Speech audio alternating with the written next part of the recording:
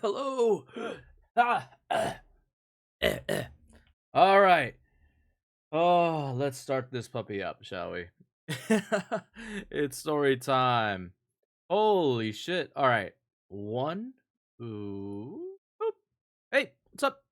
Hey, a long time since I haven't had a hat on, right? Jesus Christ. Okay, feels so weird. Just having fucking my hair out. Okay. So, um, we're gonna be continuing the readings for story time. You guys already know the drills. I'm gonna be recording them for the YouTube as well, so I'm gonna be doing the intros and all that good stuff. I am completely destroyed today. My body is so done. I did full body today. So I incorporated not I did my usual like arms and upper chest, but I incorporated deadlifts and what else did I incorporate into it? I did something else. I remember oh, hip thrust. That's right. I incorporated hip thrust into it, and that completely fucked up my lower body. Holy shit. I am reeling in pain right now. But hopefully tomorrow when I step into the gym, I'll do like leg day or something else. Maybe back or something. I don't know. I'll have to probably like chill on the on core for a little bit. Okay, so uh, put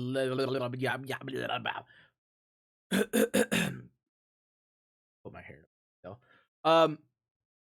So what else? Oh, right. So after the reading, we're gonna get into some Doki Doki again. I'm not gonna stay up too late though. I do want to get some rest because I am gonna have to go to the gym in the morning. Be taking my sister with me so that she can kind of work out a little bit with me. Um, so we're gonna be probably just doing like maybe one poem of Doki Doki. We're not gonna get too far into it.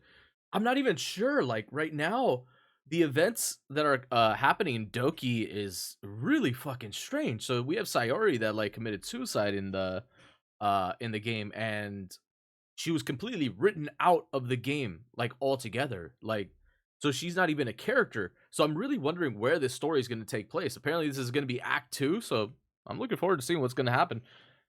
All right, but enough stalling. I kind of want to get into this pretty quickly and spend as little time on the readings. All right, but here we go.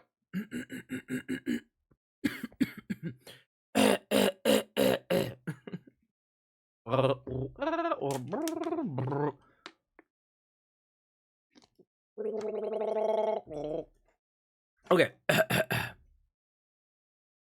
Hey, how's it going, YouTube?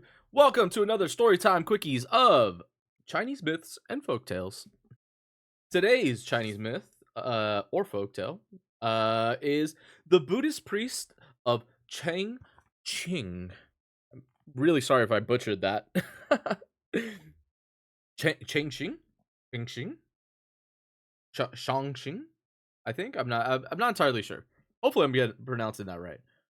At Chongqing, there lived a Buddhist priest of exceptional virtue and purity of conduct, who, though over 80 years of age, was still hale and hearty.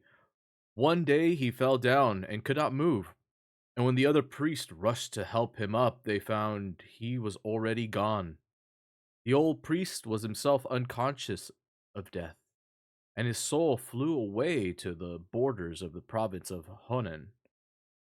Now, it chanced that the Xion of all old family residing in Honan had gone out that very day with some 10 or a dozen followers to hunt the hare with falcons, but his horse having run away with him, he fell off and was killed. Just at that moment, the soul of the priest came by and entered into the body, which thereupon gradually recovered consciousness. The servants crowded round to ask him how he felt. When opening his eyes wide, he cried out, "How did I get here?"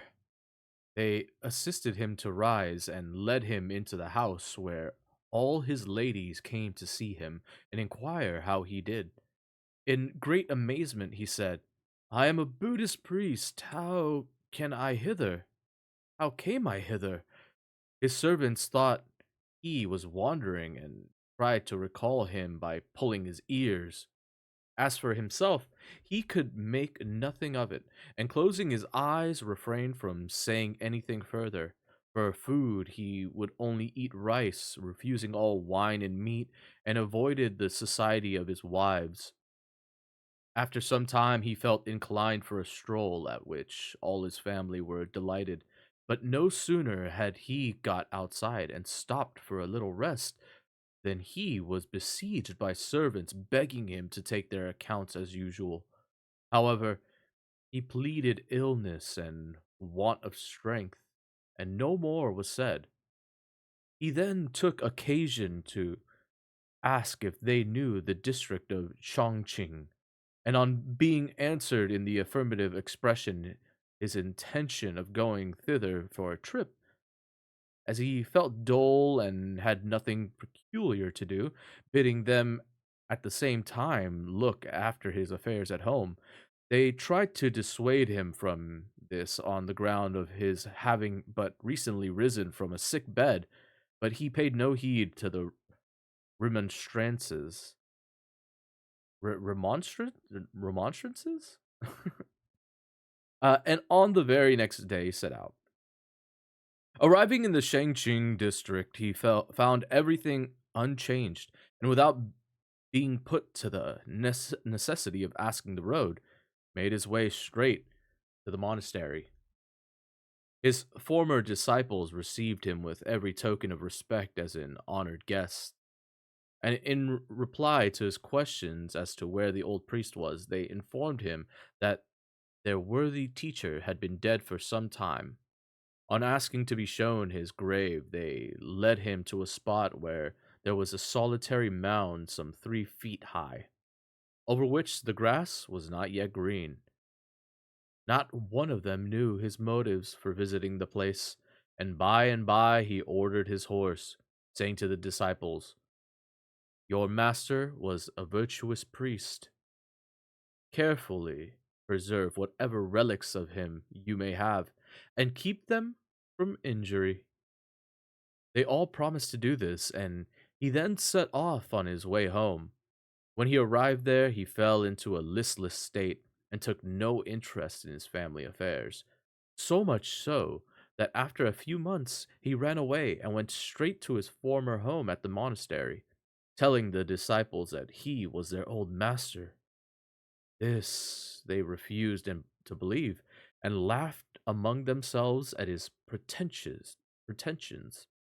But he told them the whole story and recalled many incidents of his previous life among them, until at last they were convinced. He then occupied his old bed and went through the same daily routines as before, paying no attention to the repeated entreaties of his family, who came with carriages and horses to beg him to return. About a year subsequently, his wife sent one of the servants with splendid presents of gold and silk, all of which he refused with the exception of a single linen robe. And whenever any of his old friends passed this monastery, they always went to pay him their respects, finding him quiet, dignified, and pure. He was then barely 30, though he had been a priest for more than 80 years. Wow. What a strange story. I'm not entirely sure what this one's supposed to like have moral wise. Um it almost sounds like a tale about uh trying to explain this delusion, cuz like obviously people probably had a very difficult time accepting why people would give up their prized possessions, um their state of nobility. So I'm guessing that this folktale probably, or this myth kind of like was trying to explain it in some kind of spiritual way, that maybe this person wasn't them, but like rather a spirit that took over their existing bodies. And that's why they went to live in a monastery and give everything up basically to become a monk. Really weird. I wonder what when I wish a lot of these stories came with dates, because I would love to know exactly when they were created, or at least first written down. Uh, you could probably look it up. It probably has like a guesstimation as to like when some of these tales were written down officially, but it's interesting to note that like there's probably a lot of, this is in China, so China had a lot more trade market, so they had a lot more exposure to different religions than say like Japan, who was a very isolated island. Uh, so it's interesting to see them kind of talk about these religions. It's technically kind of like a religion, right? Like the Buddhism, Taoism, and stuff like that of that nature, and how they try to explain it compared to like the Grimm's fairy tales and how they try to explain their uh, magical religious things that would occur too. But even in Grimm's fairy tales, they kind of shy away a little bit from the Christianity a bit. You have a lot more tales about like mystical creatures like the witches and um, what other tales? We had like a lot of animals that could like speak, You had a lot of magical you had a lot of magical events that would occur, like say a prince would be turned into an animal of some sort, or there was dragons at one point too. Very odd to think about. Not We're still very like we're still early into this book, but like I'm so surprised that we haven't run into a single myth or folktale about a dragon yet. How odd is that? I'm pretty sure at some point there's got to be at least some story about a dragon, right? Because dragons are just so built into the culture of Chinese myths and folktales, or at least fables from around there. Okay, Uh, if you're watching from YouTube, please like, subscribe, all that good stuff. It helps out with the algorithms. There should be some boxes that are going to be popping up down here too, but at the end of the video, for the Grimm's fairy tales and the tales of horror. There's a lot of really good stories in there. Go like all the videos, or like the ones that you like, because I might choose to animate some of them later on. At least the ones that are like the highest likes on the YouTube playlist. So go check those out. I will see you on the next reading. Bye. All right. So now we get into the counter multi. I don't know how many pages this next one is going to be. I think this might be kind of like a little bit longer one. Uh, Hopefully. Oh yeah, this one. A little bit of oh. Oh, actually, not too much. I think about 4 or 5 pages. Oh, 6 pages. Oh yeah, like around 8 pages. Okay, 8 pages. So get ready. Okay, this is gonna be a little bit of a read for this next one, and then we'll get into some Doki Doki. It's already 12:30, so let me start this up real quick. All right. Oh, why my camera keys breaking like that? All right. Hey, how's it going, YouTube? Welcome to another story time of The Count of Monte Cristo by Alexandre Dumas. So, we are on chapter 6 from where we left off last time. In the last chapters, we had Edmund introduced. He was becoming a captain of the new ship. The old captain died.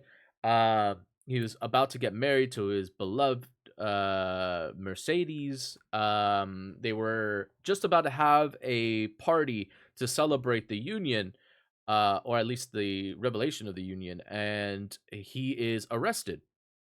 So they have a lot of like enemies that are plotting against him within these chapters. Now their plans are coming to fruition, and in the last chapter, we had a new uh, character introduced, the deputy procureur du roi. So the deputy procureur du roi is somebody that was also attending a wedding at the same time as well, and is called in because the judges are out of the country or city. I think it's just country. Yeah, yeah, because I think they said they went to France or something along those lines. But this is chapter 6, the examination. Ooh, so this is going to be a trial. Villefort had no sooner left the room than he discarded his gaudy manner and assumed the grave air of a man called upon to decide upon the life of his fellow man. In reality, however, apart from the line of politics which his father had adopted, and which might influence his future if he did not separate himself altogether from him, Gerald de Villefort was at this moment as happy as it was given to any man to be.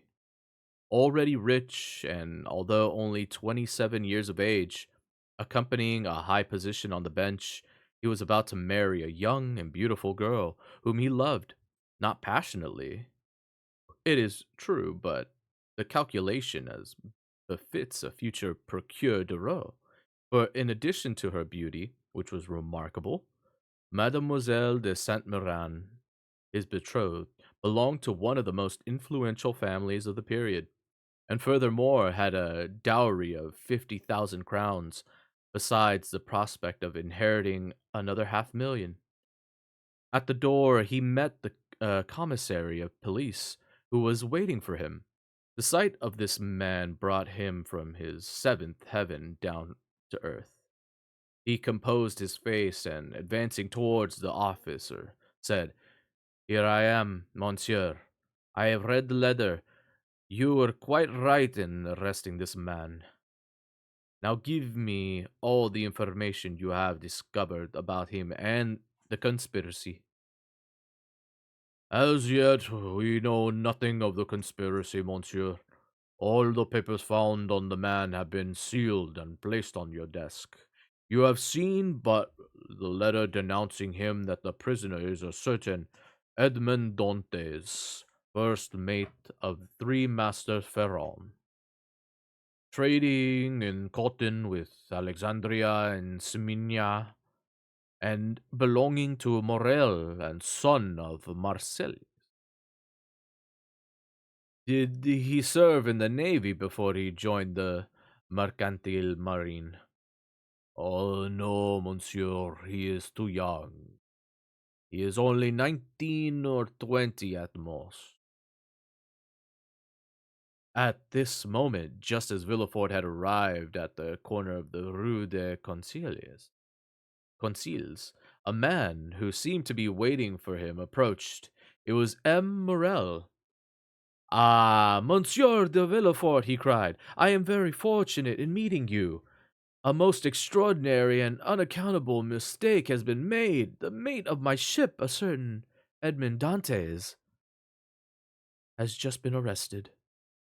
"I know," Villefort made answer, "and I am on my way to examine him."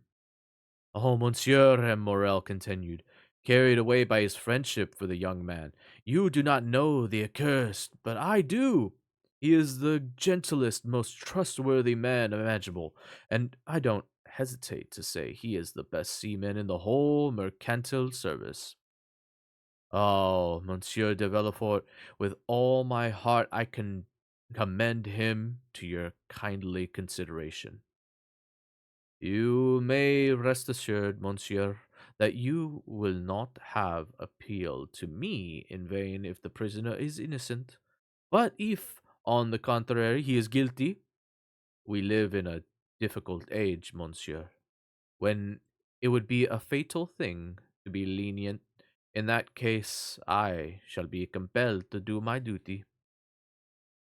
As he had just arrived at his own house beside the law courts, he entered with a lordly air, after having saluted with icy politeness and unhappy ship owners who stood petrified on the spot where Villefort had left him.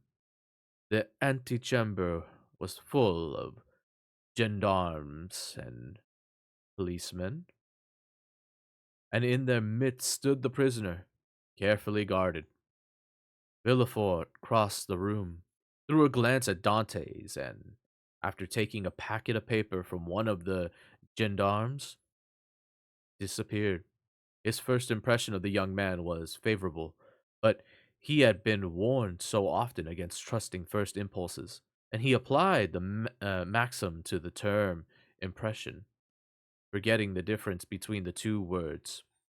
He therefore stifled the feelings of pity and uppermost in his heart, assumed the expression which he reserved for important occasions, and sat down at his desk with a frown on his brow.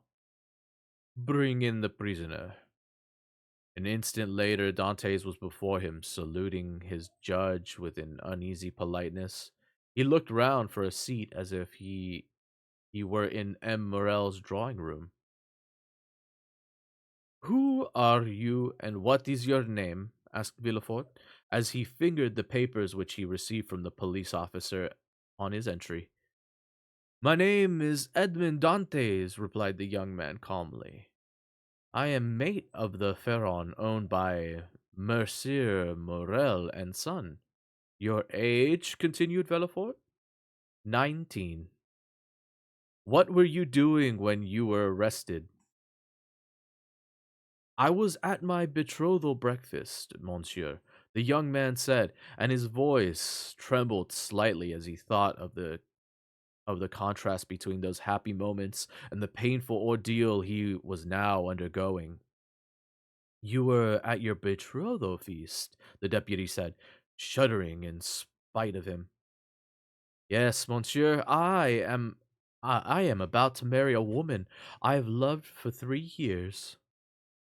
Villefort, impassive though he usually was struck with this coincidence. Coincidence? And passionate voice of Dante's, who had been seized in the midst of his happiness, touched a sympathetic chord in his own heart. He also was about to be married. He also was happy, and his happiness had been interrupted in order that he might kill the happiness of another. Now, I want all the information in your possession, he said. Have you served under the usurper? I was about to be drafted into the Marines when he fell. I have been told you have extreme political views, said Villefort, who had never been told anything of the kind, but was not sorry to put forward the statement in the form of an accusation.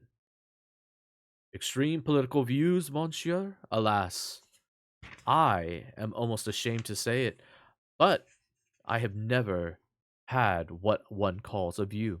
I'm barely 19 years of age, and I have already had the honor to tell you.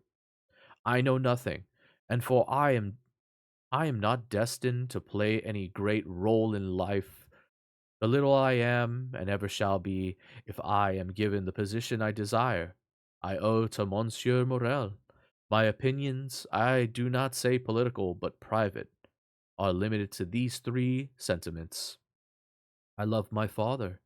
I respect Monsieur Morel, and I adore Mercedes. That, Monsieur, is all I have to tell you. You see, you see for yourself that it is not very interesting. As Dante spoke, Villefort looked at his genial and frank countenance, and with his experience of crime and criminals, he recognized that every word Dante spoke convinced him of his innocence. In spite of Villefort's severity, Edmund had not once expressed in his looks, his words, or his gestures anything but kindness and respect for his interrogator. This is indeed a charming young man, Villefort said to himself, but aloud he said, Have you any enemies? Enemies, monsieur. My position is happily not important enough to make any enemies. As regards my character, I perhaps too hasty, but I always try to curb my temper in my dealings with my subordinates. I've 10 or 12 sailors under me. If you ask them, monsieur, you will find that they love and respect me, not as a father, for I'm too young, but as an elder brother. Perhaps you have no enemies, but you may have aroused feelings of jealousy. At the early age of 19, you are about to receive the captaincy. You are about to marry a beautiful girl who loves you. These two pieces of good fortune may have been the cause of envy. You are right. No doubt you understand men better than I do, and possibly it is so. But if any of my friends cherish any such envious feelings towards me, I would rather not know, lest my friendship should turn into hatred. You are wrong. You should always strive to see clearly around you, and indeed, you seem such a worthy young man that I am going to depart from the ordinary rules by showing you the denunciation which has brought you before me. Here is the paper. Do you recognize the writing? So saying, Villefort took the letter from his pocket and handed it to Dantes. Dantes looked at it and read it. His brow darkened as he said, "No, monsieur, I do not know this writing. It is disguised, and yet it is very plainly written. At any rate, it is a clever hand that wrote it. I am very lucky," he continued, looking at Villefort with an expression of gratitude, "in having you to examine me, for there can be no doubt that this envious person is indeed my enemy." And the light that shone in the young man's eyes as he said this revealed to Villefort how much energy and deep feeling lay concealed beneath his apparent gentleness. "Very well, then," said the deputy. "Answer me quite frankly, not as a prisoner before his judge, but as a man in false position to another man who has his interest at heart. What truth is there in this anonymous accusation?" "It is partly true and partly false, monsieur. Here is the plain truth. I hear it by my honor as a sailor, by my love for Mercedes, and by my father's life.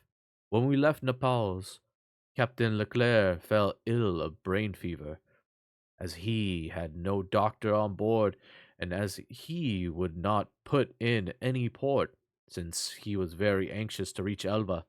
He became so very ill that towards the end of the third day, feeling that he was dying, he called me to him. 'My dear Dantes,' he said, 'swear to me on your honor that you will do what I bid you, for it is a matter of the utmost importance.' 'I swear, Captain,' I said. 'After my death, the command of the ship devolves upon you as mate. Take command, head for the Isle of Elba, go ashore at Port Ferrangio, ask for the marshal, and give him this letter. You may be given another letter to be entrusted with a mission. That mission was to have been mine, Dante's, but you will carry it out in my seat and get it all the glory of it. I shall carry out your instructions, Captain, but perhaps I shall not be admitted into the Marshal's presence as easily as you think. Here is a ring which will give you admittance and remove all difficulties." He then gave me a ring.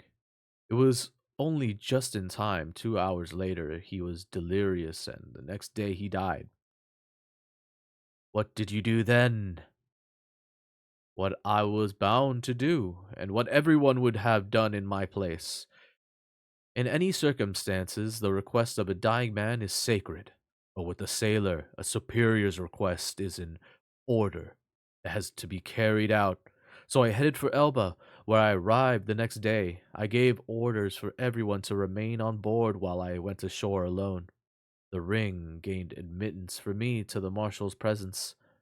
He asked me about poor Captain Leclerc's death and gave me a letter which he charged me to deliver in person at an address in Paris. I gave him my promise in accordance with the last request of my captain. I landed here, rapidly settled all the ship's business, and hastened to my betrothed, whom I found more beautiful and loving than ever. Finally, monsieur, I was partaking of my betrothal breakfast, was to have been married in an hour, and was counting on going to Paris tomorrow, when owing to this denunciation, which you seem to treat as lightly as I do, I was arrested. "I believe you have told me the truth," was Villefort's answer. "And if you have been guilty, it is through imprudence. And imprudence justified by your captain's order. Hand me the letter that was given to you at Elba. Give me your word of honor that you will appear directly. You are summoned to do so, and you may rejoin your friends. I am free, monsieur, Dantes cried out, overcome with joy. Certainly, but first give me the letter.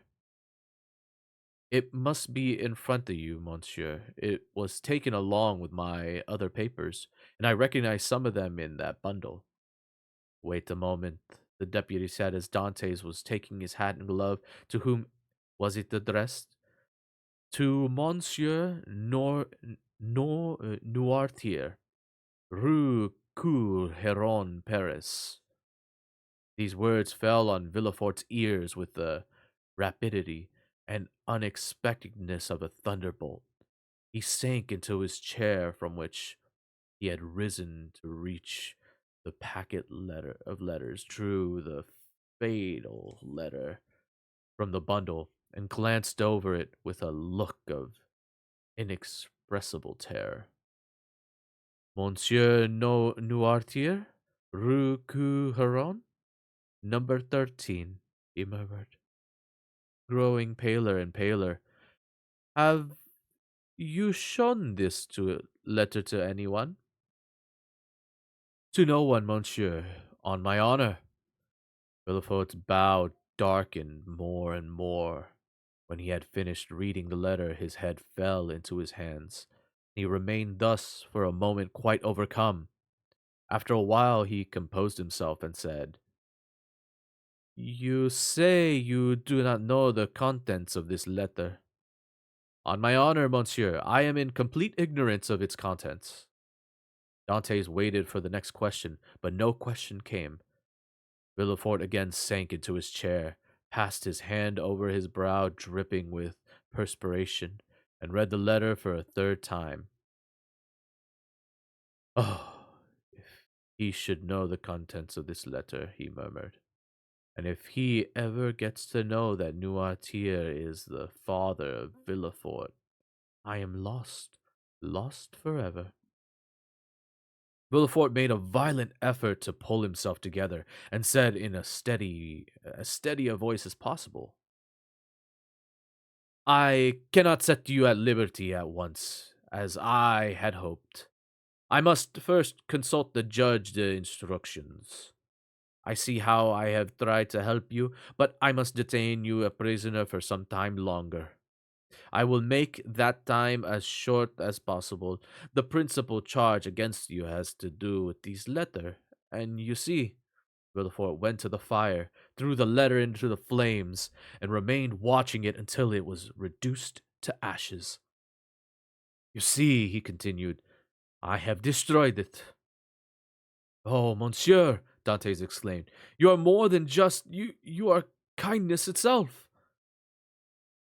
But listen, Villefort went on. After what I've done, you feel you can have confidence in me, don't you? I only wish to advise you I shall keep you here until this evening. Possibly. Someone else will come to examine you in the event.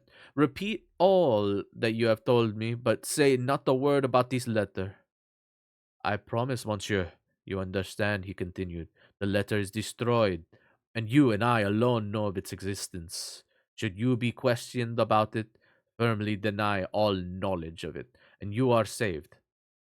Villefort rang, and his commissary entered. The deputy whispered a few words into his ear, and the officer nodded in answer. Follow the commissary, Villefort said to Dantes. Dantes bowed and cast a look of gratitude at Villefort, and did as he was bid. The door was hardly closed when Villefort's strength failed him, and he sank half fainting into his chair. After a few moments, he muttered to himself, Alas, alas! If the Procureur de Rue had been here, if the Judge d'instruction had been called instead of me, I should have been lost. This little bit of paper would have spelt my ruin. Oh, father, father, will you always stand in the way of my happiness in this world? And must I eternally fight against your past. Suddenly, as Suddenly, an unexpected light appeared to flash across his mind, illuminating his whole face. A smile played around his drawn mouth, and his haggard eyes became fixed as though arrested by a thought. The very thing, he said. Yes, this letter, which was to have spelt my ruin, will probably make my fortune. Quick to work, Villefort. And after having assured himself that the prisoner had left the antechamber, the deputy hastened to the house of his betrothed. And that concludes chapter 6. Wow. Wow. What great piece of writing, right? That was so cool. I thought the trial was gonna be a little bit more boring, to read. Uh, but they made it so not necessarily like exciting, but like the conversation that's had between these two, the Procureur de Rue and Edmund, is so interesting. The exchanges they have are so passionate. They mirror themselves quite well as also where the procure comes from nobility, he comes from riches, he comes from a complete opposite of Edmund. Edmund supports his father as much as he can, whereas the procure uh, is haunted by the past of his father in many ways. And it's so interesting to see the dynamic between the two because they both don't have any grudges against each other. They're actually trying to help each other out in many ways, but they're both uh kind of victims of their circumstances in some manner. Man, I can't wait to read the next chapter. Holy moly. I really want to read it right now, but we're going to save it for tomorrow. Chapter 7, The Chateau d'If. I think I said that right. Diff? The Chateau d'If. Hey, Chateau d'If. All right. I'll see you guys all in the next one. If you're watching from YouTube, make sure you hit the like and subscribe. I'll see you all for chapter 7. Bye. Wow, that was such good reading. I'm loving this book more and more. It's very rare that you find books that like every chapter kind of has like hit little by little. Um the last chapter with the procure kind of being introduced, and you're kind of finding out about his father and his situation was a little slow paced, but I feel like the payoff in this chapter is so great because everything that they talked about in the previous chapter about his family and the dramas are now so much more emphasized when he stares at this letter. It's almost as if, like, the second I read that letter, it's almost like I could hear, like, a spiking violin of just, like, intensity, just doo-doo, you kind of feel like, um, you feel his shock at what his or the realization that he's coming to. You feel the energy shift in that room quite a bit. I like that a lot, the way that he wrote it too, and, it's interesting to think about also, the way in which he wrote the dialogue, Alexander Dumas. Um, Throughout the beginning of the chapter, Villefort is very calm in his sentences. He's speaking in just periods, but towards the end of it, there's far more exclamations. There's so much more subtleness to the things that he's saying. Also, Villefort changes throughout the entire chapter in just the writing alone, and I found that really cool. Oh, that's probably something I should have added to the YouTube channel, but whatever. Okay. I'm gonna get to Doki Doki literature because it is getting pretty late at this point. And I want to play at least like a couple, maybe like a poem or two. We'll see. I don't even know at this point what the game's gonna spell. um, as of right now, because there's just so many characters that I gotta think, like, since you can't really do anything with Sayori, we gotta change our whole plan. And not only that, but, like, the whole thing with Monica, what's going on with Monica? Why did she replace Sayori at the end? Uh. Oh.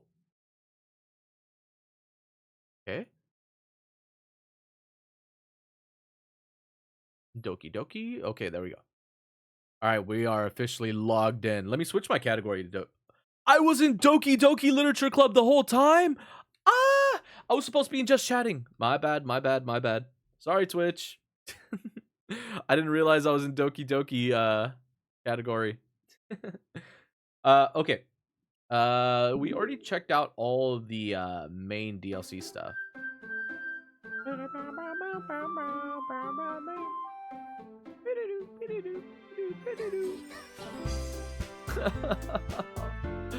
Sayori! No!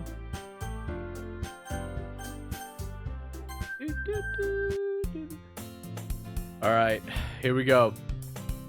It's an ordinary school day like any other. Mornings are usually the worst, but surrounded by couples and friend groups walking to school together. Meanwhile, I've always walked to school alone. I always tell myself it's about time to meet some girls or something like that, but I have no motivation to join any clubs.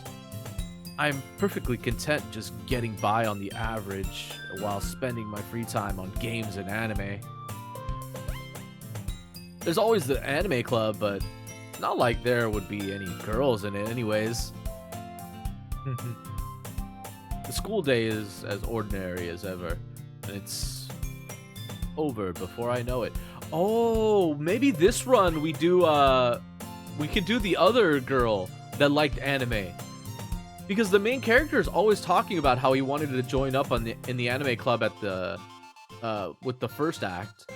He's constantly talking about how if it weren't for the literature club, he probably would have joined up on the anime club. All right. After I pack my things, I stare blankly at the wall, looking for an ounce of motivation. Clubs. There really aren't any that interest me. Besides, most of them would probably be way too demanding for me to want to deal with. Where's my phone? Besides, most of them would probably be too demanding for me to want to deal with. Guess I have no choice but to start with the anime club. Baka? Oh, Annika. Oh my goodness. You totally didn't expect to see you here. It's been a while, right? Yeah, it has. Monica smiles sweetly. We do know each other well. We rarely talk, but we were in the same class last year. Monica was probably the most popular girl in class. Smart, beautiful, athletic. Basically completely out of my league. So, having her smile at me so genuinely feels a little... What did you come in here for anyway? Oh, I've just been looking for some supplies to use for my club. Do you know if there's any construction paper in here? Or markers? I guess you could check the closet. You're in the debate club, right? Haha, about that. I actually quit the debate club. Really? You quit? Yeah. To be honest, I can't stand all the politics around the major clubs. It feels nothing but arguing about the budget and publicity and all that good stuff. I'd much rather take something I personally enjoy and make something special out of it.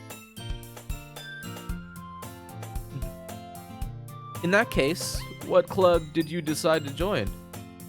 Actually, I'm starting a new one. A literature club. Literature? That sounds kind of dull. How many members do you have so far? It's kind of embarrassing, but there are only 3 of us so far. It's really hard to find new members for something that sounds so boring. Well, I can see that. But it's really not boring at all, you know? Literature could be anything. Reading, writing, poetry. I mean, one of my members even keeps her manga collection in the club room. Wait, really? Yeah, it's funny, right? She always insists that manga is literature too. I mean, she's not wrong, I guess. And besides, a member is a member, right? Did Monica say she? Hmm? Hey, Baka. By any chance, are you still looking for a club to join? I mean, I guess so, but in that case, is there any chance you can do me a big favor? Ask you to join. If you could at least visit my club, it would make me really happy.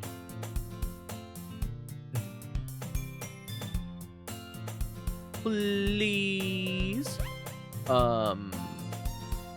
Well, I guess I've no reason to refuse. But, besides, how could I ever refuse someone like Monica? Sure, I guess I could check it out. Awesome. You're really sweet, Baka. You know that? It's nothing, really. Should we go, then? I'll look for the materials another time. You're more important.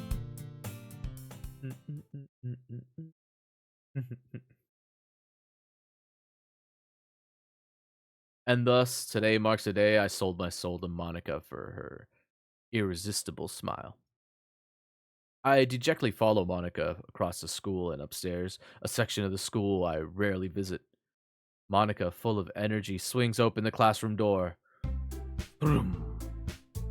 I'm back, and I brought a guest with me. Oh, a guest. Seriously, you bought a boy? Way to kill the atmosphere. Don't be mean, Natsuki. But anyways, welcome to the club, Baka.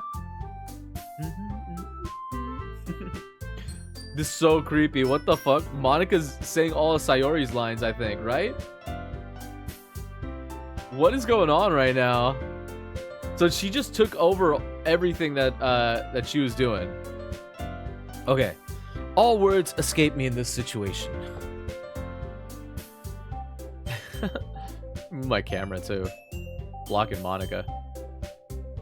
This club is full of incredibly cute girls. So let me guess, you're Monica's boyfriend, right? What? No, I'm not. Natsuki. The girl with sour attitude, whose name is apparently Natsuki, is one I don't recognize. Her small figure makes her look like a first-year student. Anyways, this is Natsuki, energetic as usual. And this is Yuri, the vice president. Yuri's the vice president now? It's nice to meet you. Yuri, who appears comparably more mature and timid, seems to have a hard time keeping up with someone like Natsuki. Yeah, it's nice to meet both of you. So, I ran into Baka in the classroom, and he decided to come check out the club. Isn't that great? Wait, Monica. Didn't I tell you to let me know in advance before you brought anyone new? I was going to, well, you know. Sorry. I didn't forget that, but I just happened to run into him. In that case, I should at least make some tea, right? Yeah, that would be great. Oh my god. I just realized without Sayori, they lost like a key member of their leadership. Oh my god, my camera fucking froze on the worst possible picture. But yeah, without Sayori, everybody's gonna be like arguing and shit. Why don't you come sit down, Baka? The girls have a few desks arranged to form a table. Yuri walks to the corner of the room and opens a closet. Meanwhile, Monica and Natsuki sit across from each other. Still feeling awkward, I take a seat next to Monica. So, I know you didn't really plan on coming here, but, well, make sure you feel right at home, okay? As president of the Literature Club, it's my duty to make the club fun and exciting for everyone. I'm surprised there aren't more people in the club yet. It must be hard to start a new club. You could put it that way. Not many people are very interested in putting out all the effort to start something brand new.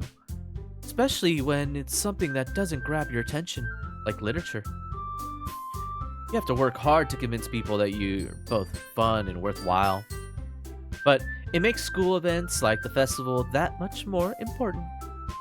I'm confident that you can all really grow this club before we graduate. Right, Natsuki? Well, I guess. Natsuki reluctantly agrees. Such different girls all interested in the same goal.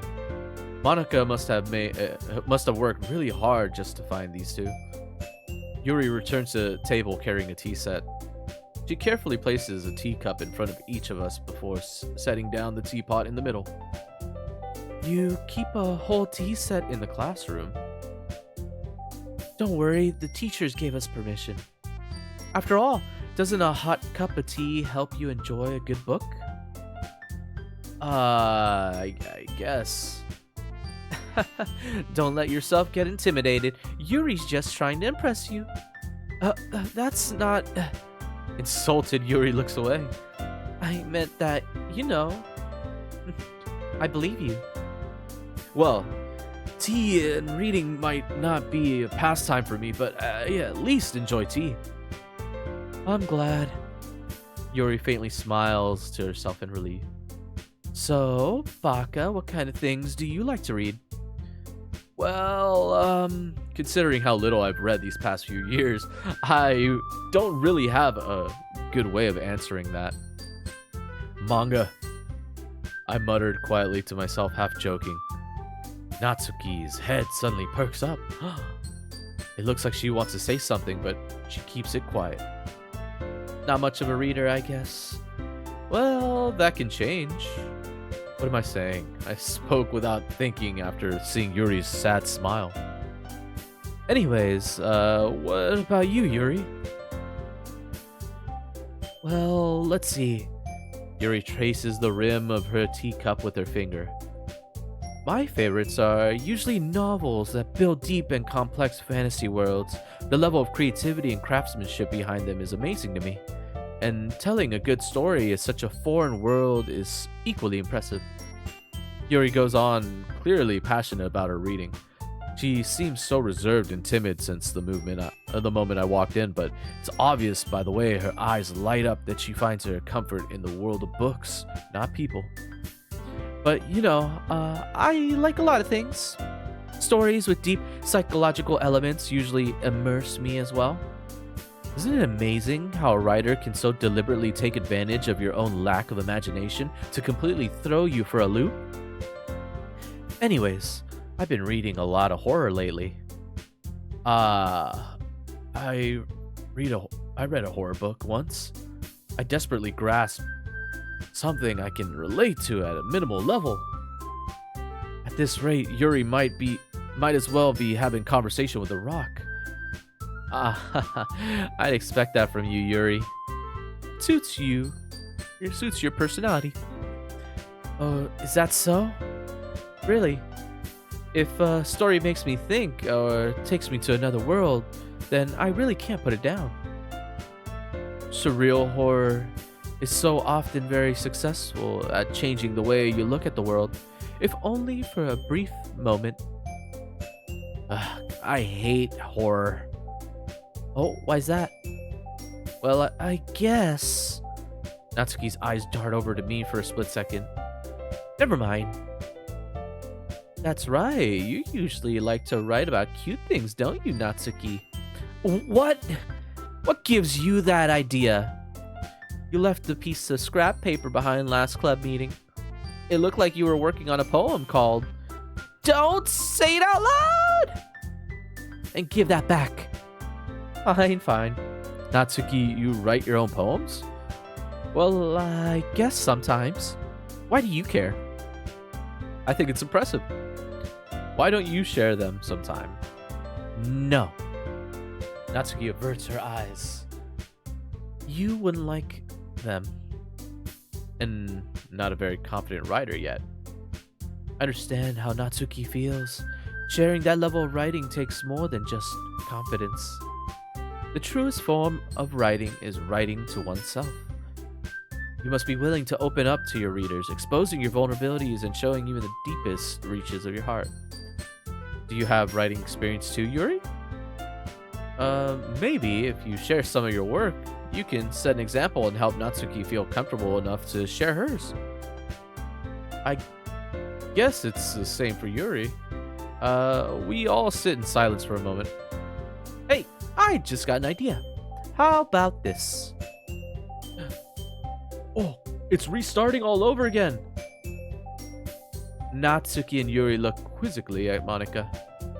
Let's all go home and write a poem of your own. And then, next time we meet, we'll all share with each other. That way everyone is even.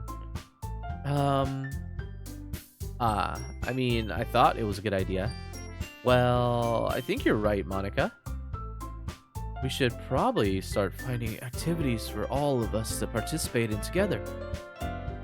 I did decide to take on the responsibility of vice president after all. Wait, so if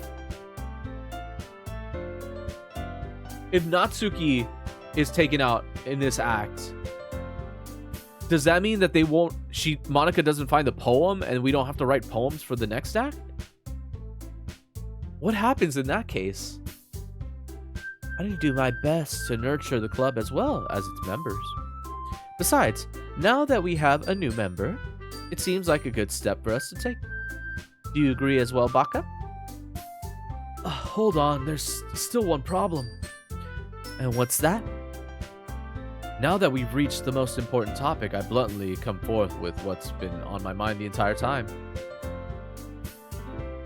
I never said I would join this club. Monika may have convinced me to stop by, but I never made any decisions. I still have other clubs to look at, and I lose my train of thought. All three girls stare back at me with dejected eyes. But I'm sorry, I thought. The girls exchange glances before Monika turns back to me. I guess I need to tell you the truth, Baka. The thing is, we don't have enough members to form an official club. We need 4. And I've been trying really, really hard to find new members. And if we don't find one more before the festival, I'm defenseless against these girls. How am I supposed to make a clear-headed decision when it's like this? I would feel terrible for letting everyone down in this situation. And besides, the club itself seems pretty relaxed.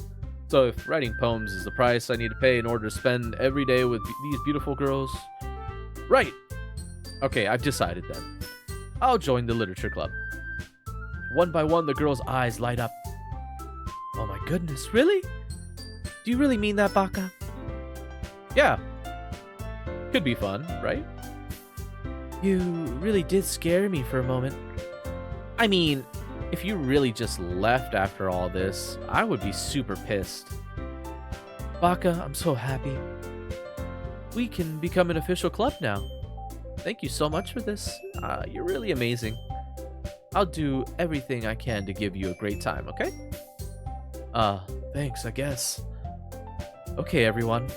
I think that we can officially end today's meeting on a good note. Everyone remember tonight's assignment. Write a poem to bring the next meeting so we can all share. Monika looks over at me once more.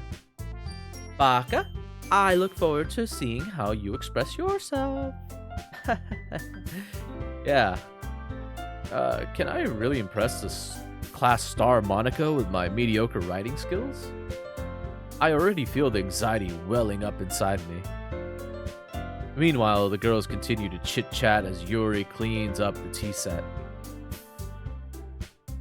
I guess I'll be on my way then. Okay, I'll see you tomorrow then. I can't wait.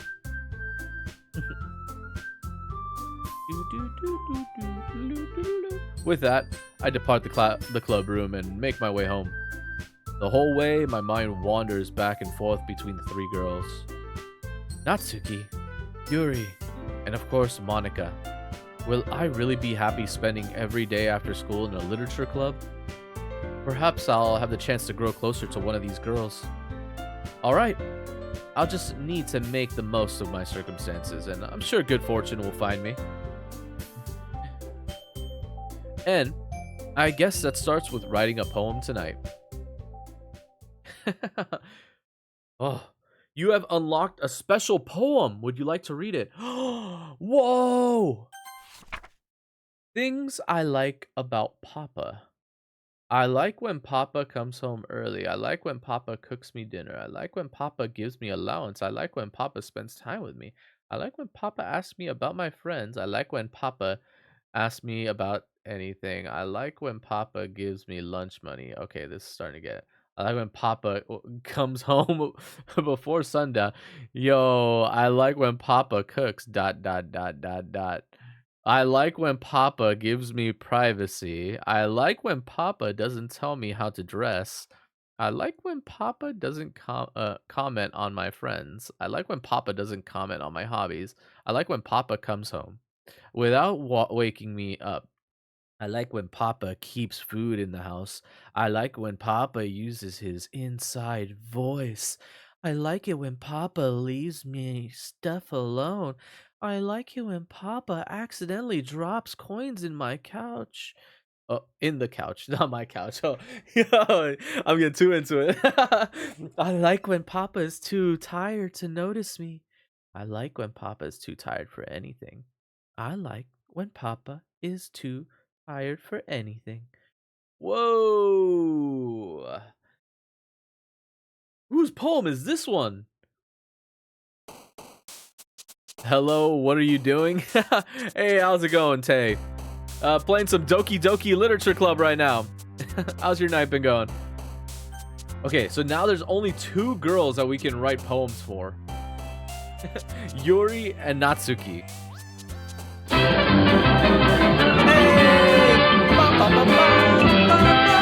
Thank you for the follow. Thank you so much. Hope you enjoy the stream. Okay, let's see. Vitality, Clumsy, Rain Cloud. Ooh, I think one of them like Rain Clouds. Natsuki like Rain Clouds. Okay. Shiny, Sing, Cage, Peace, Headphones, and oh, who likes headphones? Oh, that's right. We're going full Natsuki run, right? Full Natsuki run. Pink. Okay. Swimsuit. Okay. Childhood spinning kawaii. Melody. Oh, we're nailing this. Holy shit. Okay. Sticky. Sugar. Papa. Who likes Papa? She likes Papa. Oh, it was her. That was her special poem. Sonic, thank you for posting in the chat, but please refrain from posting any websites or links like that. Thank you. Enjoy the stream, though.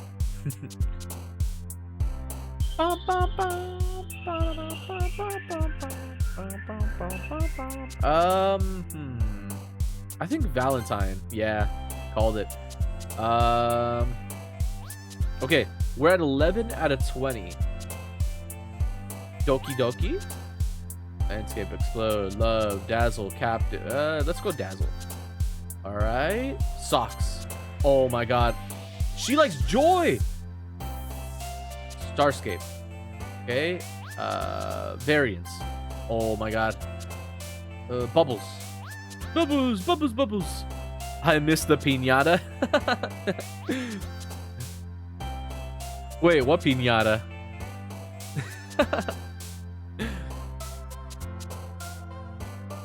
Ribbons. Okay, one more. Kitty.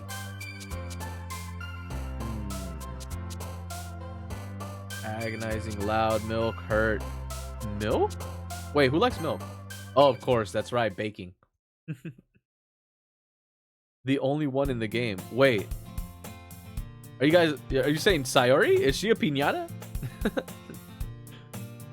Hi again, Baka. Glad to see you didn't run away on us, haha. Don't worry. This might be a little strange for me, but I at least keep my word. Well, I'm back at the literature club. I was the last to come in, so everyone else is already hanging out. Thanks for keeping your promise, Baka. I hope this isn't too overwhelming of a commitment for you, making you dive headfirst into literature when you're not accustomed to it. Whoa! Whoa! What was that? Whoa! Oh, come on. Like he deserves any slack. You already had to be dragged here by Monica. I don't know if you plan to just come here and hang out or what. But if you don't take us seriously, then you won't see the end of it. Wait, she's covering the dialogue. Natsuki certainly have a big mouth for someone who keeps her manga collection in the, I think, the thing over there. Why is she blocking it? I can't see it. Huh. Natsuki finds herself stuck between saying Monica and manga. Yo, is she getting in the way of her dialogue boxes because I chose her for the poem? Oh my god. Natsuki finds herself stuck between saying Monica and manga. Manga is literature. Swiftly defeated, Natsuki plops back into her seat. I'm sorry, Baka. Well, make sure to put your comfort first, okay? Yuri shoots Natsuki with a disappointed glance. Anyways, now that you're in the club and all, perhaps you might have interest in picking up a book to read? Oh, that's right. I never read the book that she gave us, right? We ended up picking up the manga that Natsuki gave us. I can't really say no either way. Like you said, I'm in this club now. So, if only feels right for me to do something like that, if you ask. Wait, I didn't mean it like that. Wait, there's a piñata. Is there a piñata in this game? There's not a piñata. Oh, wait. Wait, there is a piñata. I think it's in the main menu thing, right? If you don't really want to, then forget I said anything, I guess. Oh, no. It's not that, Yuri. I want to try to be a part of this club. So, even if I don't read often, I'd be happy to pick up a book if you wanted me to. Are you sure? I just feel like, well, as vice president and all, that I should help you get started on something you might like. Yuri reaches into her bag and pulls out a book. I didn't want you to feel left out, so I picked out a book and I thought you might enjoy it. It's a short read, so it should keep your attention even if you don't usually read. And we could, discuss it if you wanted. This is... How is this girl accidentally being so cute? She even picked out a book she thinks I'll like, despite me not reading much. And the music changed. Enthusiastically, I enthusiastically take the book. Phew. Well, I can read it. You can read at your own pace. Oh, I plan to. I look forward to hearing what you think. Now that everyone's settled in, I expected Monica to kick off some scheduled activities for the club, but that doesn't seem to be the case. Yuri's face is already buried in a book. I can't help but notice her intense expression, like she was waiting for this chance. Meanwhile, Natsuki is rummaging around in the closet.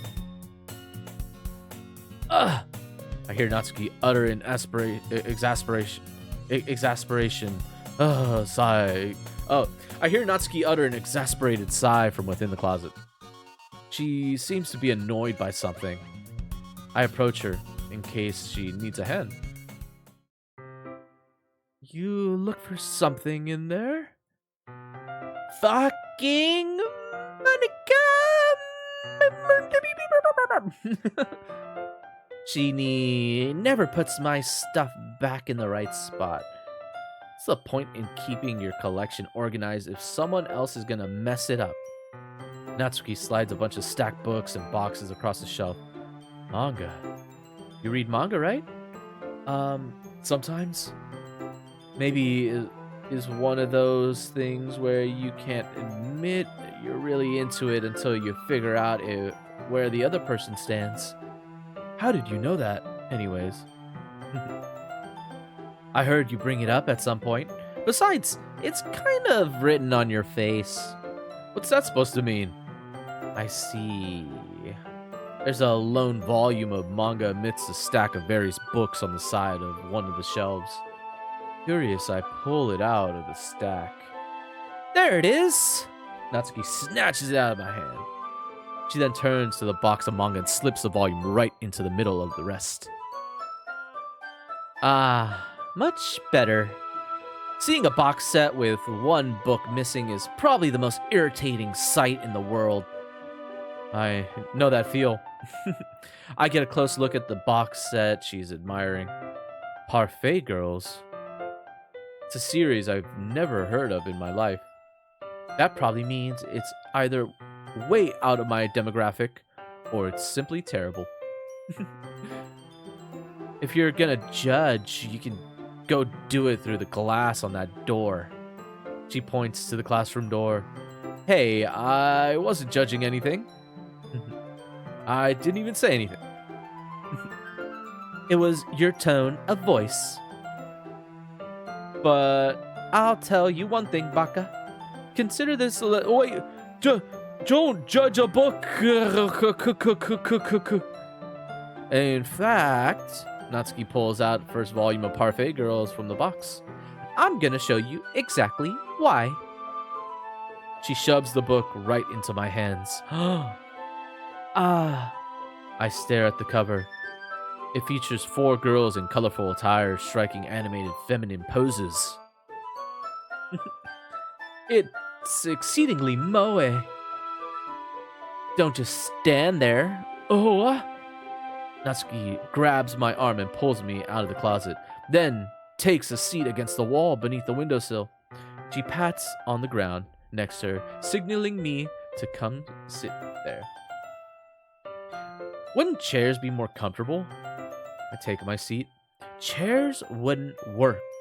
We can't read at the same time like that. Oh, why is that? I guess it's easier to be close together like this. Don't just say that. You'll make me feel weird about it. Natsuki crosses her arms and scooches an inch away from me. Sorry. I didn't exactly expect to be sitting this close to her either. Not that I could say it's a particularly bad thing. I open the book. It's only a few seconds before Natsuki once again inches closer, reclaiming the additional space while she hopes I won't notice. I can feel her peering over my shoulder, much more eager to begin reading than I am. Wow! How long has it been since I read the beginning? You don't go back and flip through the older volumes every now and then? Not really. Maybe sometimes after I've already finished the series. Hey, are you paying attention? I am, but nothing's really happened yet, so I can talk at the same time. Looks like it's about a bunch of friends in high school. Typical slice of life affair. I kind of grew out of these since it's rare for the writing to be entertaining enough to make up for the lack of plot. Are you sure this isn't boring for you? It's not. Even though you're just watching me read? Well, I'm fine with that. If you say so. I guess it's fun sharing something you like with someone else. I always get excited, but when I convince any of my friends to pick up a series I enjoy. You know what I mean? Jelly bean? You don't? That's not... Well, I wouldn't really know. What do you mean? Don't you share your manga with your friends? Could you not rub it in? Jeez. Oh, sorry. Like I could ever get my friends to read this. They just think manga's for kids. I can't even bring it up without them being all like, you still haven't grown out of that yet? Makes me want to punch them in the face. Ugh, I hate those kinds of people. Honestly, it takes a lot of effort to find friends who don't judge, much less friends who are also into it. I'm already kind of a loser, so I guess I gravitated towards the other losers over time. But it's probably harder for someone like you. Yeah, that's pretty accurate. Wait, which part? I mean, I feel like I can't even keep it in my own room. My dad would beat the shit out of me if he found this. At least it's safe here in the club room. Except Monica's kind of a jerk about it.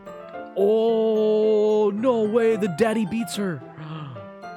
I just can't win, can I? Well, it paid off in the end, didn't it? I mean, here I am reading it. Well, it's not like that solves any of my problems. Maybe. But at least you're enjoying yourself, right? Hmm. So, geez, that's enough. Are you gonna keep reading or what? Yeah. I flipped the page. It's so cute. Dot dot dot. Time passes. Natsuki is strangely quiet now. I glance over at her. It looks like she started to fall asleep. Oh, she fell asleep this time. Hey, Natsuki? Yeah? Suddenly, Natsuki collapses straight into me. Hey! Oh! Wait, whoa, what's going on? Oh, jeez.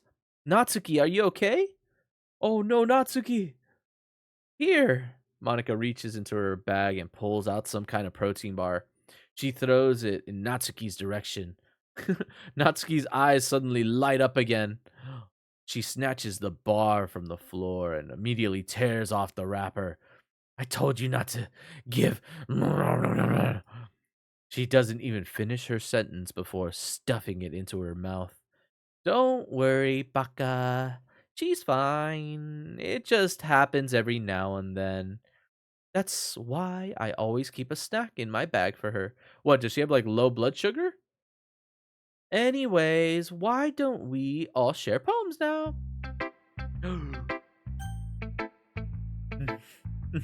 All right, I'm gonna share with Natsuki first because I'm interested to see if something's happening with her. I told Natsuki I was interested in her poem yesterday. It's probably only fair if I share mine with her.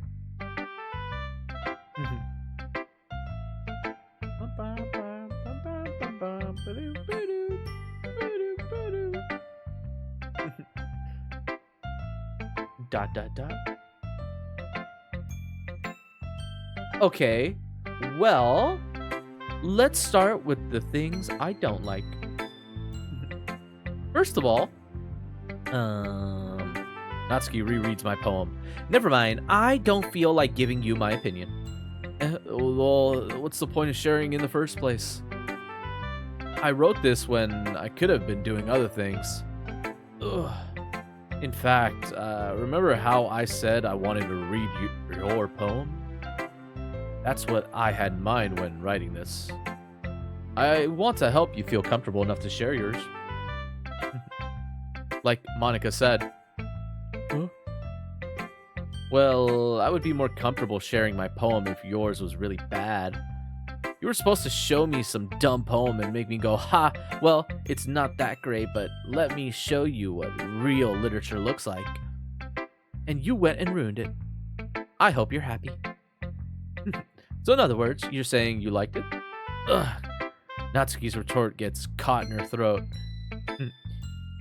You're so... You don't understand anything, do you? I already told you that you don't have to go announcing to the world like you're all self-important. Pretty sure you never actually said that. I say that mostly to myself. Natsuki must really hate me or something. Can't figure out if it's a win or a loss that she liked my poem. In any case, you still need to show me yours, right? Fine, I guess. Only because Monica will make me if I don't. It's the Eagles! It didn't change at all. It's the same poem. Yeah, I told you that you weren't gonna like it. I like it. What? Just be honest. I am. Why are you so convinced that I wouldn't like it? Well, because everyone in high school thinks that writing has to be all sophisticated and stuff. So people don't even take my writing seriously. But isn't that the point of poems, for people to express themselves? Your writing style wouldn't make your message any less valid. Yeah, I like when it's easy to read, but it hits you hard. Like in this poem. Seeing everyone around you do great things can be really disheartening. So I decided to write about it. Yeah, I understand. But the other nice things about simple writing is that it puts more weight on the wordplay. Like, I set up for a rhyme at the end, but then made it fall flat on purpose. It helps bring out the feeling in the last line. So you did. I guess more went into it than I realized. That's what it means to be a pro. I'm glad you learned something. Didn't expect that from the youngest one here, did you?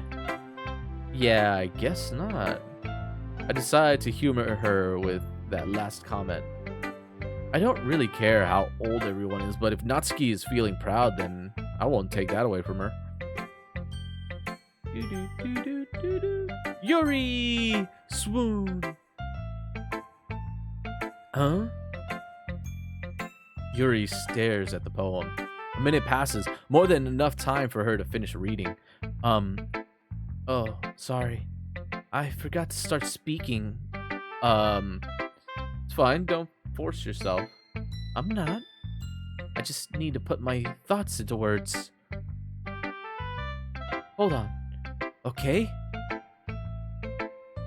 This is the first time writing a poem? Yeah. Why do you ask? I'm just making sure. I guess that it might be after reading through it. Oh, so it's that bad. No! Did I just raise my voice? I'm so sorry. Yuri buries her face in her hands. I couldn't help but notice that it's been several minutes and we really haven't gotten anywhere. It might take Yuri a while to get used to new people. It's fine, I really didn't notice. What were you saying?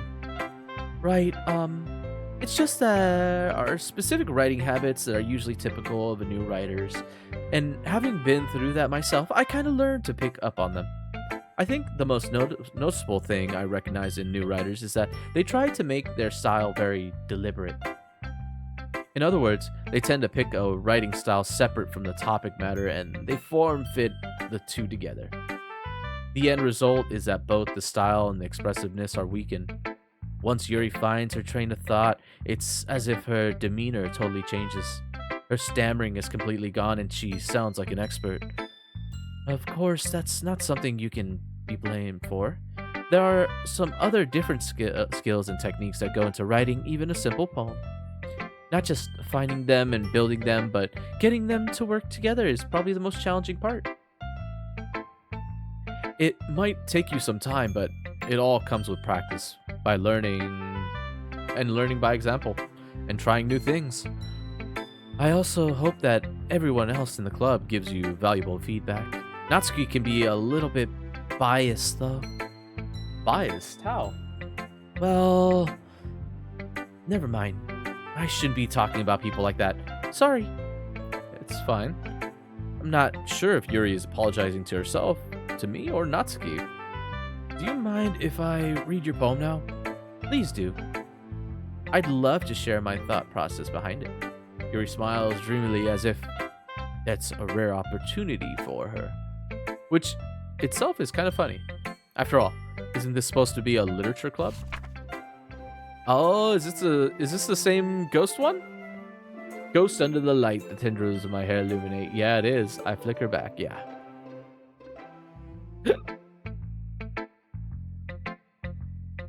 Dot, dot, dot. I'm sorry I have such terrible handwriting. What? I wasn't thinking that at all.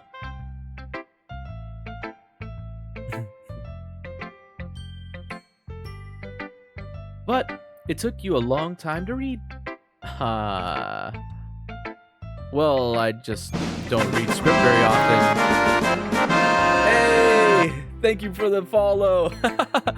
Thanks, Lucky Look. Thank you so much. Hope you enjoy the stream. W voice acting. Hey, I'm trying. I'm trying to give him at least like some kind of like attitude for each one. I actually think your handwriting is pretty. Oh, that's a relief. Also, I like the poem. Even though it's short, it's really descriptive. It wasn't too short. I usually write longer poems. Not at all. I'm really glad you like it. I'll be honest. Since it's our first time sharing, I wanted to write something a little more mild. Something easy to digest, I suppose. Are you into ghosts, Yuri? Actually, the story isn't about a ghost at all, Baka. Really? Must totally missed the point. Well, I suppose you did only glance over it after all. But remember that poets often express their thoughts, feelings, and experiences in their work. They usually do more than tell a simple story or paint a picture. In this case, perhaps the subject of my poem is only being symbolically compared to a ghost. Lingering in her last remaining place of comfort, unable to let go of the past, and soon to be left with nothing. That's a lot more solemn than putting it that way. I hadn't even thought of that. I need your voices as voice acting in Doki Doki mod now. Hey, I would love to, actually. That seems like it would be fun. That's impressive. It's nothing, really. Well, it makes me happy that you think that. Just remember that it won't be long before you pick up on these things, too. Yeah, maybe you're right. I guess I'll have to keep trying. I'm counting on you. Who should I show my poem to next? Monica, Monica, Monica. Oh man. As far as for like creating a mod for this, I don't even know how I'd even approach doing something like that.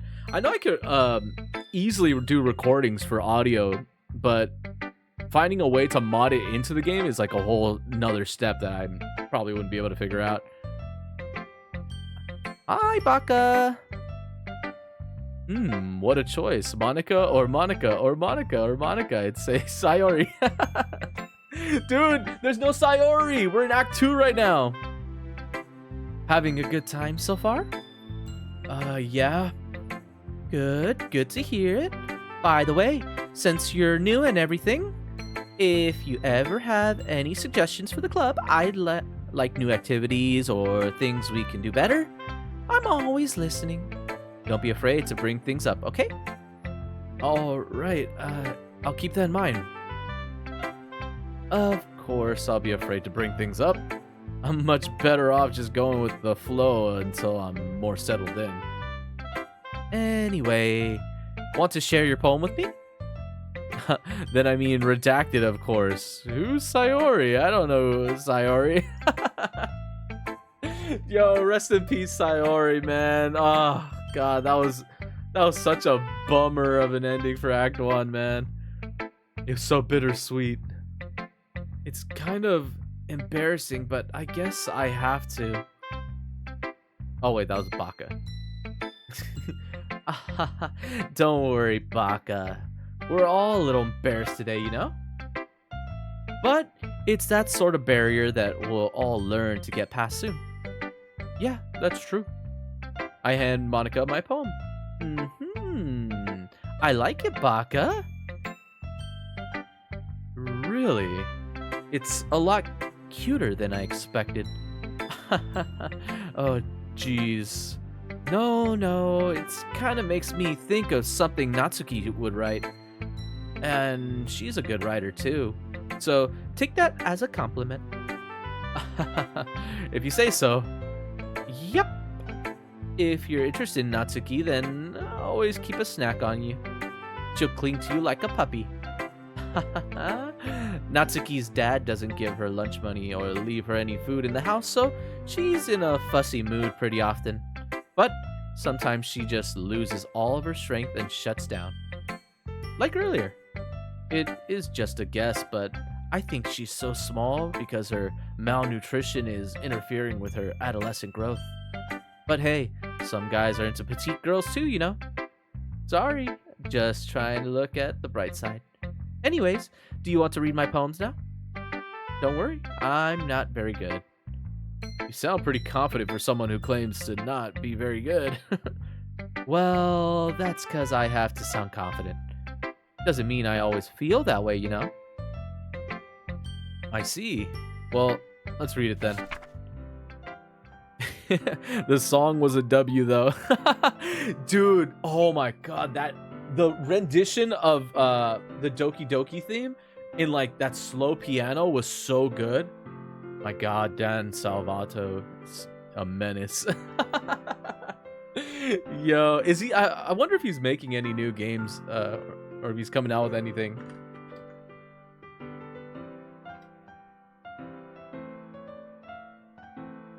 Strange enough, let's see. Maybe he has an IMDb or something.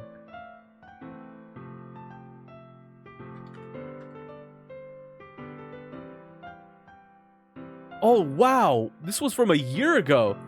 Apparently they have 3 games in development. What?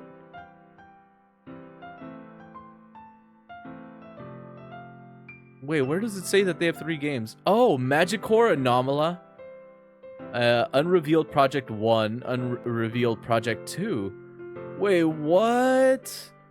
Born as a spirit without any purpose to fulfill, you embark on a journey to learn about others of your kin, overcome impossible challenges, and find meaning in a decaying world.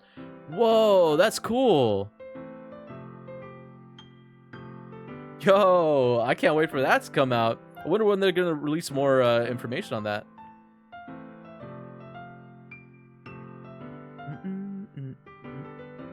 Hole in wall. Okay, so I don't think anything changed from this poem, right? But he wasn't looking at me, confused. I frantically glanced at my surroundings, but my burned eyes can no longer see.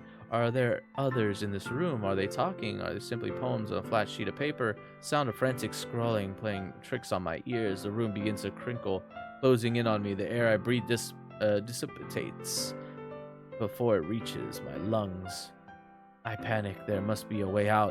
It's right there. He's right there. Swallowing my fears, I brandish my pen. Oh, this is a new poem. It changed. Can no longer see color. Wait, what?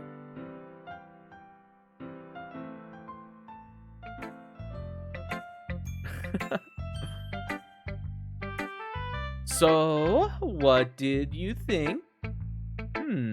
It's very freeform, if that's what you call it.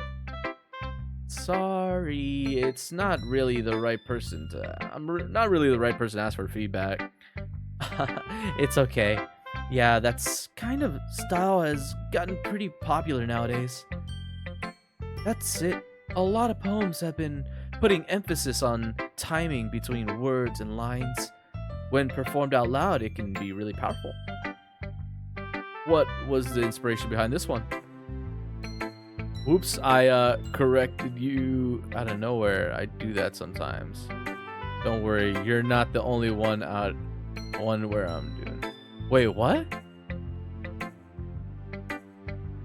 Can no longer see yeah. Sometimes so I do this thing sometimes where like I'll read ahead and I'll skip some words. I'll try my best to fill in the dialogue, but yeah, it's kind of late night for me, so I'm probably gonna skip like a word or two here or there. Well, I'm not sure if I know how to put it. I guess you could say that I had some kind of epiphany recently. It's been influencing my poems a bit. It's 11 a.m. for me almost. Oh, damn. Oh, so it's early morning for you. Time is flying by fast and slow. An epiphany. Yeah, something like that. I'm kind of nervous to talk about deep stuff like that because it's kind of coming on strongly. Maybe after everyone is better friends with each other. Anyway, here's Monica's writing tip of the day. Sometimes when you're writing a poem or a story, your brain gets too fixated on a specific point. If you try so hard to make it perfect, then you'll never make any progress. Just force yourself to get something done on the paper and tidy it up later. Anyway, another way to think about it is this. If you keep your pen in the same spot for too long, you'll just get a big dark puddle of ink. So just move your hand and go with the flow. That's my advice for today. Thanks for listening. Phew. I guess that's everyone. I glanced around the room. That was weirdly poetic. Yeah. Oh, the music. Okay, I'm not the only person, right? But this game has a weird way of like making your like the music and the visuals kind of like they mess with your brain a little bit. Like they get you dizzy. I glanced around the room. That was a little more stressful than I anticipated. It's as if everyone is judging me for my mediocre writing abilities.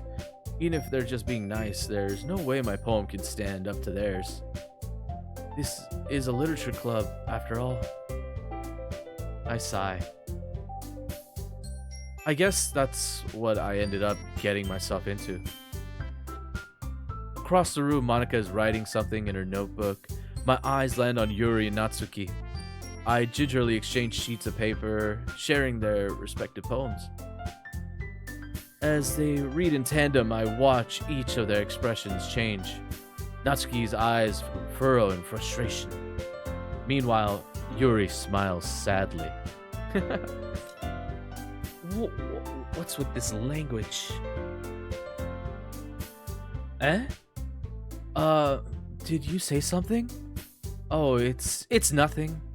Natsuki dismissively returns the poem to the desk with one hand.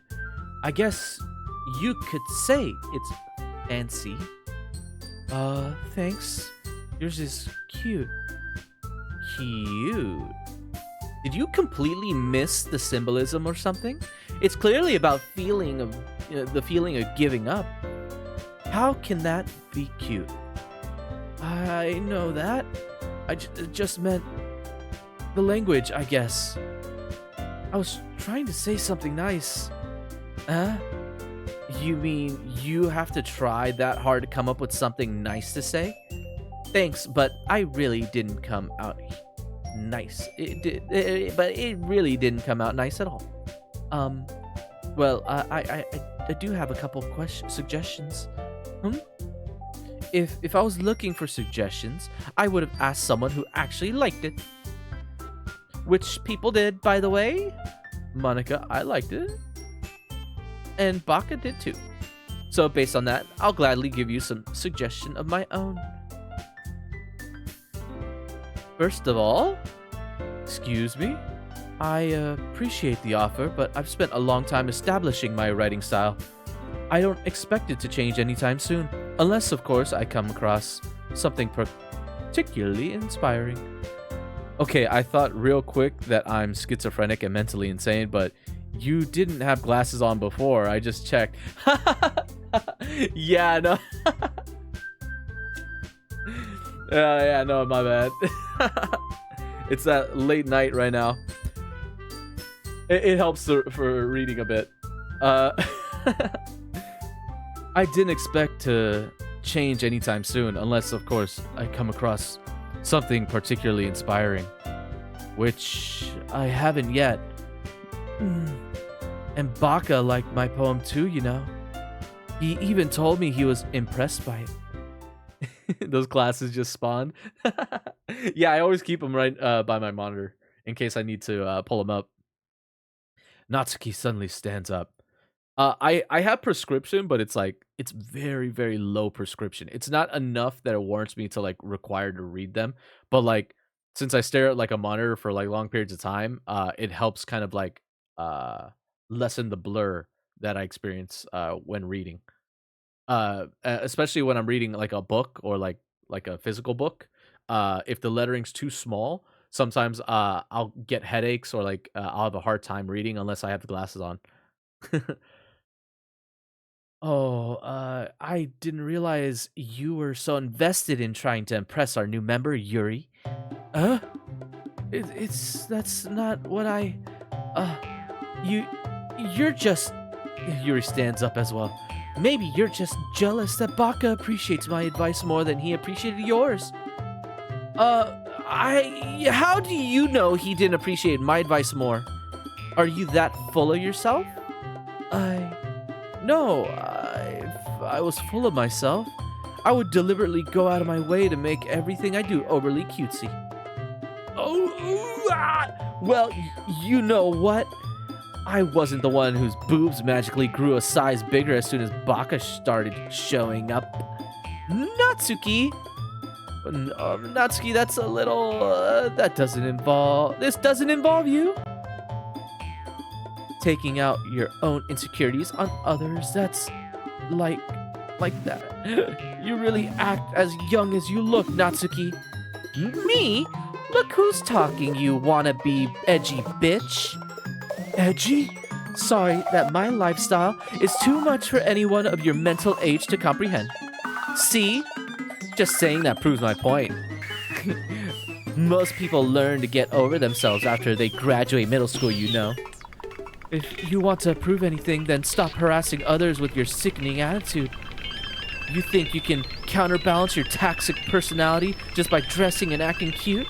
The only thing about you is how hard you try. The only cute thing about you is how hard you try. Whoa, be careful or you might cut yourself on that edge, Yuri. Oh, my bad. You already do, don't you? Did you just accuse me of cutting myself? What the fuck is wrong with your head? Yeah, go on. Let Baka hear everything you really think. I'm sure he'll be head over heels for you after this. Ah! Suddenly, Yuri turns towards me as if she just noticed I was standing there. Baka, she's just trying to make me look bad. That's not true. She started it. Wait, oh, it's going too fast. Like, what did that say? Ah!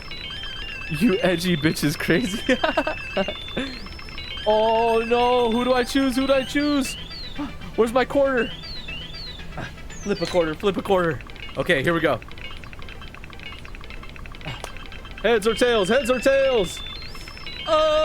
Coin flip. Heads or tails, chat. Tails for who?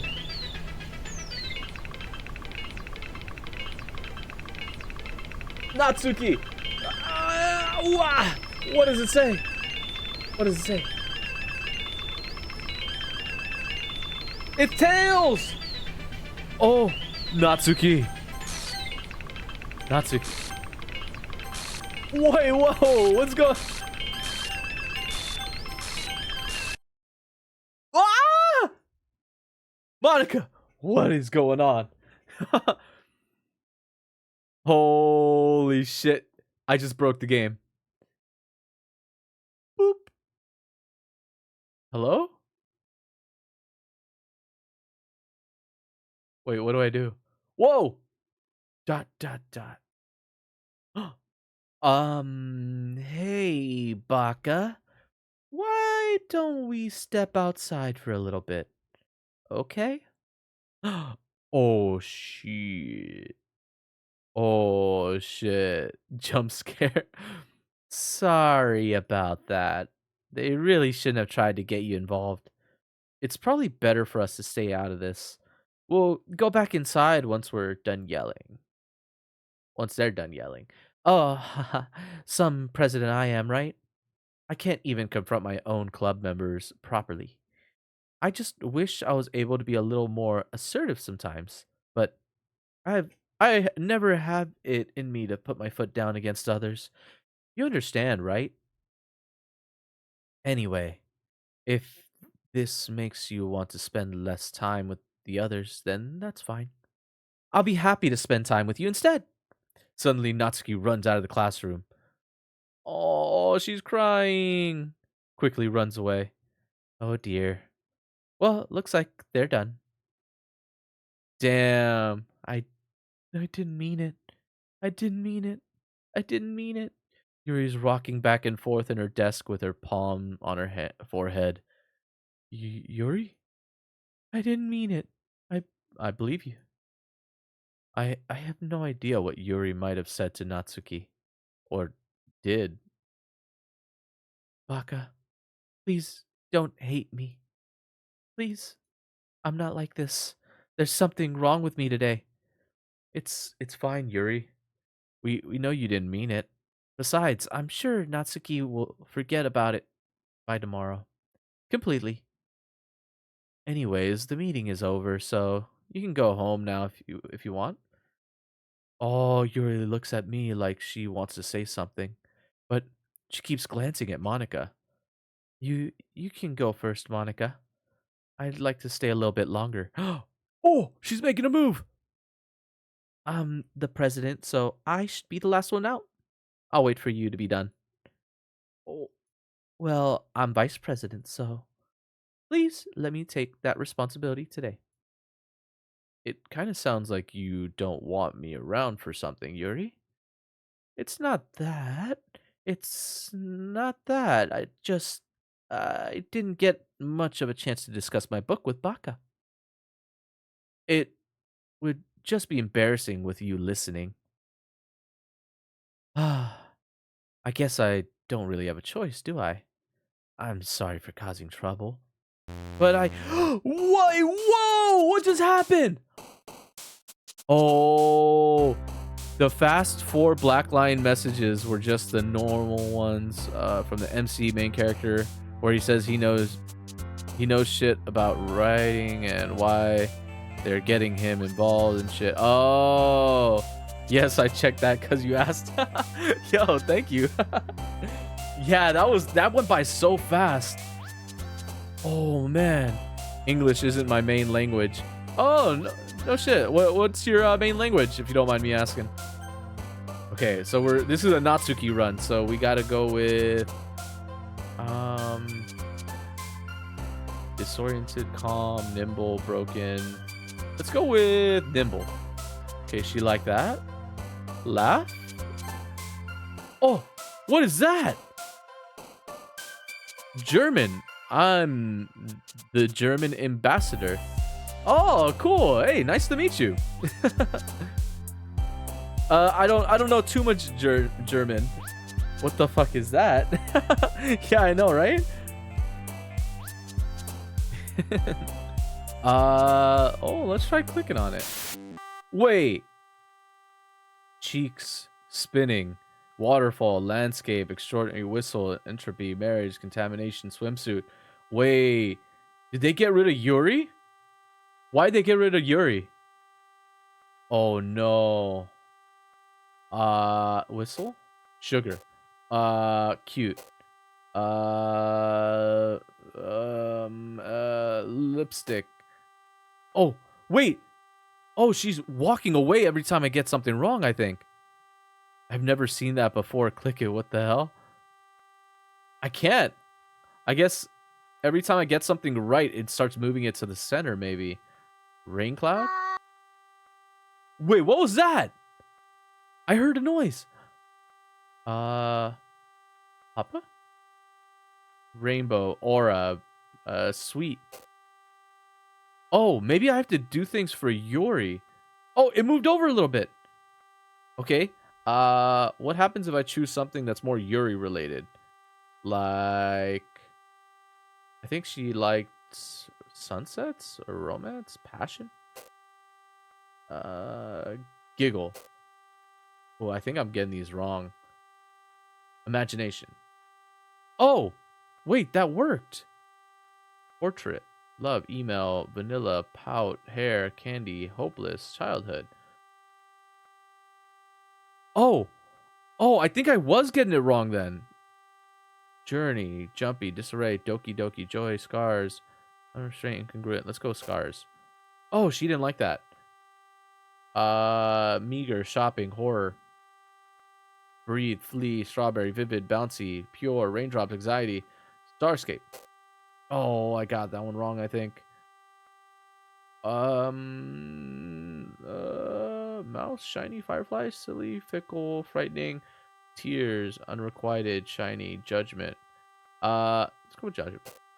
Okay, and last but not least, hurt, disown, flying, music, pink, vitality, vitality. Okay, precious, special, feather, friend, bubble, playground, empty. Ooh, empty. Okay, let's see who this poem was for. Another day passes, and it's time for a club meeting already. I thought that was Natsuki run away. I thought so too, but then something that was happening with Yuri. Sound count as a vocal sound? Maybe, I'm not sure. Because then I found the 5th vocal of the game by technicality. I thought this was a Natsuki run. Man, I just want the poem minigame banger. What the hell is this constant school alarm and shit? I've gotten a little more comfortable here over the past couple days. Entering the club room, the usual scene greets me. Welcome back, Baka. Oh, hi, Yuri. I'm not sure if it's me or if it's Yuri's expression, but the weight of yesterday's quarrel still hangs in the air a little. Yuri glances over her shoulder, looking around the room. Natsuki is reading manga at a desk, and surprisingly, Monica isn't here yet. Suddenly, Yuri takes my arm and pulls me to the corner of the room. About yesterday, I really need to apologize. Nothing like that has ever happened before, and something just came over me, I guess. I wasn't acting mentally sound. Please don't think we're usually like this. Not just me, but Natsuki as well. Yuri? I'm happy that you were considerate and apologized. You don't have to worry too much. Even though I've only been here a couple days, I could tell something was off yesterday. Maybe we were just a little extra sensitive because it was our first time sharing poems. But whatever it was, it didn't make me think any less of you. I had already decided that there's no way you can be a bad person. And now that you're apologizing, I know you really didn't mean it. Ah, Baka. Don't say those kinds of things so frankly. They make me a little too happy. I'm really glad that you're such an understanding person. And I'm really glad that you joined this club. Everything is a little bit brighter with you around and... sorry, what am I saying right now? I just... Hey, have you guys seen Monica? No, I haven't. I was also kind of wondering where she was. Got scared when you read that the usual scene greets me. All my fucking instincts went on max alert waiting for a jump scare. Well, I was wrong. Nah. No jump scares. No jump scares. Man, Yuri, I'm guessing you haven't either. Yuri's clearly taken aback by how calmly Natsuki is addressing her. No, I haven't. Jeez, this isn't like her at all. I know it's stupid, but I can't help but worry a little bit. What? Why are you looking at me like that? Natsuki, about yesterday? I just wanted to apologize. I promise I didn't mean any of the things I said. And I'll do my best to try to stay under control from now on. So, Yuri, what the heck are you talking about? Did you do something yesterday? Huh? Jeez, whatever's on your mind, I'm sure it was nothing. I don't even remember anything bad happening. You're the kind of person who worries too much about the little things, aren't you? But... Mini bowls. Whoa, what's going on with their mouth? Me, my bowls, sailcloth, blindside, lifeline, and on. Ris,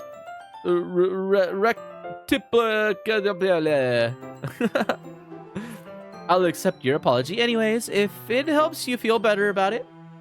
Besides, it's kind of nice to hear, since I was always afraid you secretly hated me or something like that. No, not at all. I don't hate you. Well, kind of weird, but I don't hate you either. Natsuki turns to me. You're still on trial, though. Hey! Suddenly the door swings open. Sorry, I'm super sorry. Oh, there you are. I didn't mean to be late. I hope you guys weren't worried or anything. Nah, well, Natsuki was. I was not. What took you so long anyways? I never saw that text line from Natsuki. Bro, showing me new content? Oh man, I'm wondering if maybe did you play the original or did you play Doki Doki Literature Club Plus? Because from what I was I met yesterday one of the guys that worked on Plus mentioned that they added a lot of kind of like dialogue and text artwork as well. Ah, well, my last period today was study hall. To be honest, I kind of just lost track of time. That makes no sense, though. You would have heard the bell ring, if that's the case. I am broke as shit, so I just played the original. You would have heard the bell ring at least. I must not have heard it since I was practicing piano. Piano? I wasn't aware you played music as well, Monica. Well, I don't give me credit, more credit than I deserve. I guess I've been practicing for a while, but I'm still not really good yet. Still, that must require a lot of dedication. So, I'm still impressed. Well, thanks, Yuri. You should play something for us sometime.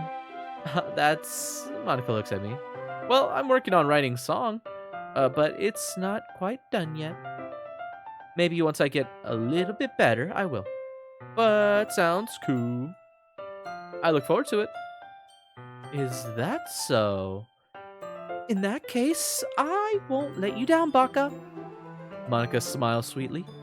I didn't mean any pressure or anything like that. Don't worry.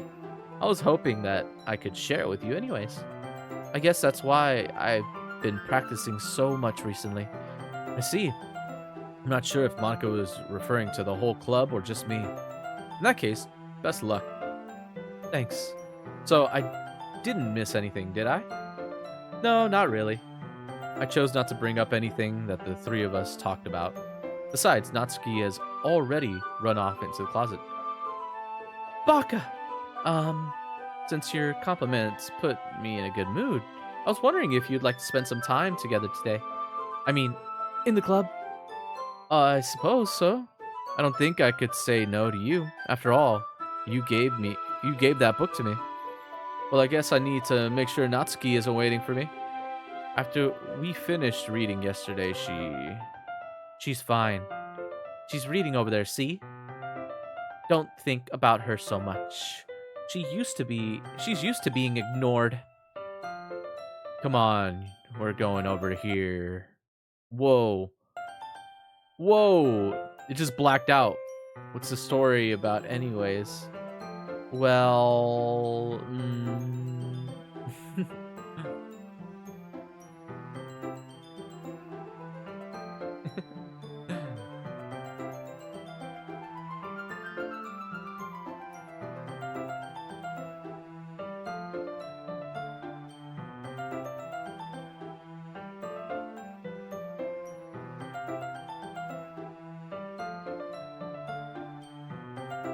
I look at the cover of the book. The book is titled Portrait of Markov. There's an ominous looking eye symbol on the front cover. Basically, it's about this religious camp that was turned into a human experiment prison. And the people trapped there have this trait that turns them into killing machines that lust for blood. But the facility gets even worse, and they start selectively breeding people by cutting off their limbs and affixing them to. Oh, that might be a little bit of a spoiler. But, anyways, I'm really into it.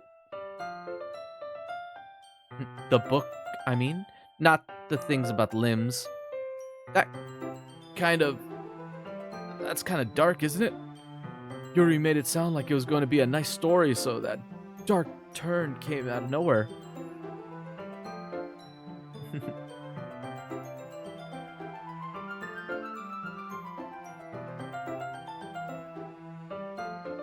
Are you not a fan of that sort of thing, Baka? No, it's not that. I mean, I can definitely enjoy those kinds of stories, so don't worry. I hope so. Yeah, I totally forgot that Yuri is into those things. She's so shy and reclusive on outside, but her mind seems to be completely different. It's just that this kind of story, it's it's the kind of that challenges you to look at life from a strange new perspective. When horrible things happen, not just because someone wants to be evil, but because the world is full of horrible people and we're all worthless anyways. Then suddenly. Oh, I'm rambling, aren't I? Not again. I'm sorry. Hey, don't apologize. I haven't lost interest or anything. Well, I guess it's alright then, but I feel like I should let you know that I have this problem. When I let things like books and writing fill my thoughts, my whole body, I kind of forget to pay attention to other people, so I'm sorry if I end up saying something strange. And please stop me if I start talking too much. That's. I really don't think you need to worry. That just means you're passionate about reading. The least I can do is listen.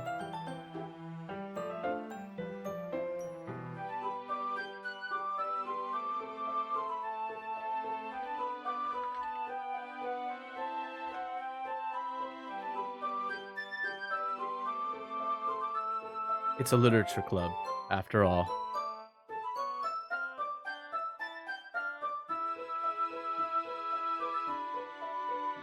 It's a literature club, after all. Ooh, that's true.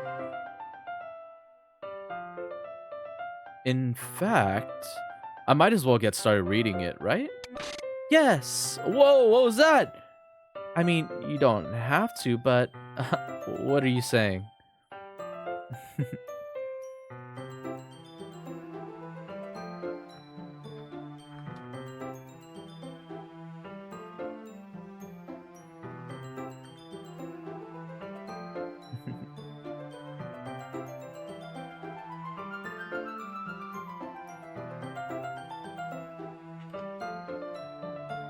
Let me just get the book. I quickly retrieved the book that I had put into my bag. All right, it's fine if I sit here, right? I slip into the seat next to Yuri's. Yeah. Are you sure? You seem a little apprehensive. That's I'm sorry. It's not that I don't want you to. It's just something I'm not very used to. I love piano. Monica W for playing piano. I would love to ask a friend of my father to teach me again. Oh, that sounds cool. It's funny. I've always wanted to get into like old school classical style piano. I only learned kind of like chords and song progression and kind of just like basic songwriting and stuff like that, but I never had proper classical instruction, if that makes any sense. And that is reading in company with somebody. I see. Well, just tell me if I end up distracting you or anything. All right. I open a book and start prologue. I soon understand what Yuri means about reading in company. It's as if I can feel her presence over my shoulder as I read. It's not a particularly bad thing. Maybe a little distracting, but the feeling is somewhat comforting. Yuri is in the corner of my eye. I realize that she's not actually looking at her own book. I glance over. It looks like she's reading from my book instead. Sorry. That's cute. Dude, she's so cute, man.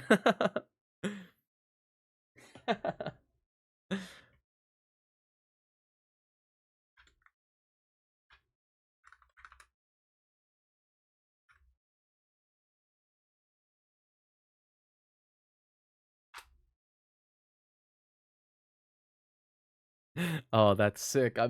I do I meant the part that you want to learn it, not that you can't. Fuck, I'm sounding like Yuri. I do. I don't really mean to. Sorry. I mean, here, this should work, right? I slide my desk until it's up against Yuri's, then hold my book more between the two of them. I suppose so. Yuri timidly closes her own copy. Once we each lean in a little bit, our shoulders are almost touching. It feels like my left arm is in the way, so instead I use my right hand to hold the book open. I guess that makes it kind of difficult to turn the page. Here. Oh, yo! Yuri takes her left arm and holds the left side of the book between her thumb and forefinger. Uh, I do the same with my right arm and the right side of the book. That way, I turn a page and Yuri slides it under her thumb after I flip to her. But in holding it like this, we're huddled even closer together than before. It's actually kind of distracting me. It's as if I can feel the warmth of Yuri's face and she's in the corner of my vision. Are you ready? Huh? To turn the page. Oh, sorry. I think I got a bit distracted for a second. I glance over at Yuri's face again and our eyes meet. I don't know how I'll be able to keep up with her. Ah, that's okay. You're not as used to reading, right? I don't mind being patient if it takes you a bit longer. It's probably the least I can do, since you've been so patient with me. Yeah, thanks. We continue reading. Yuri no longer asks me if I'm ready to turn the page. Instead, I just assume that she finished the page before me, so I turn it by my own volition. We continue the first chapter in silence. Even so, turning each page almost feels like an intimate exchange. My thumb gently letting go of the page, letting it flutter over to her side as she catches it under her own thumb. Hey, Yuri? This might be a silly thought, but the main character kind of reminds me of you a little bit. Huh? No, I don't relate to this character at all. Definitely not.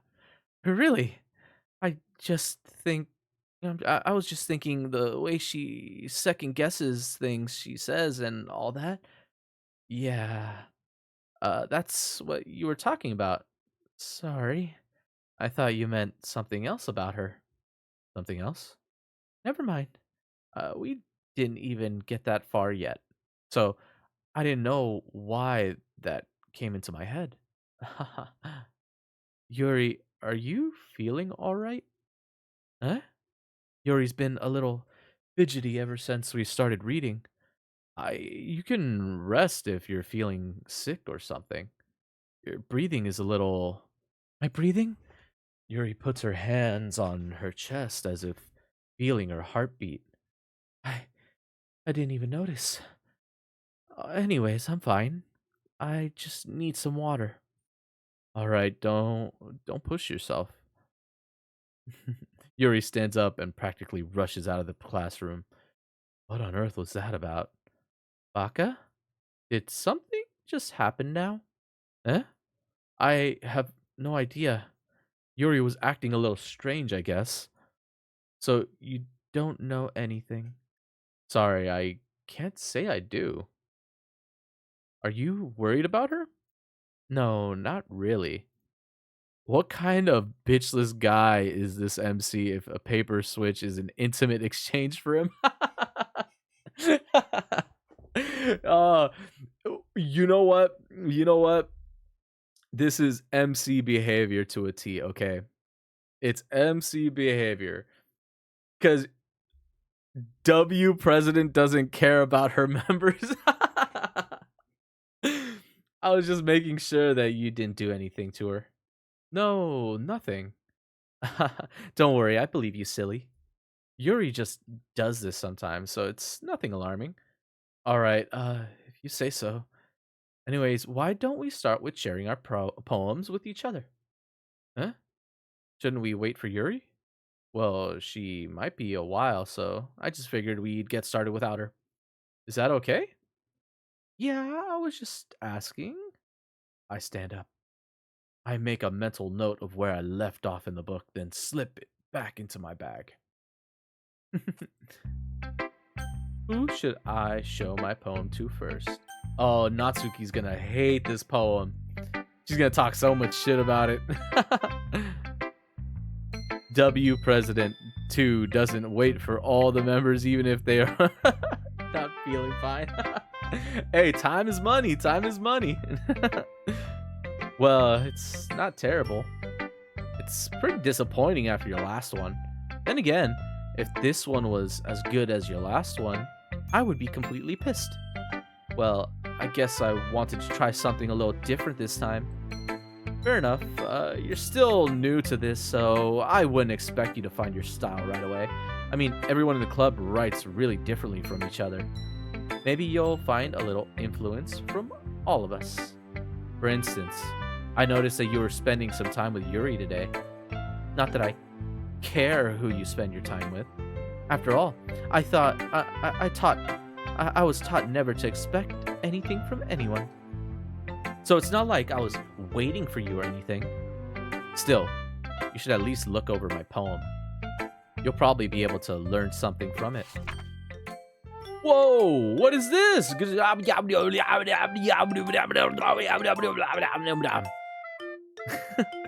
Fuck you, Natsuki. Oh, no way. What is this?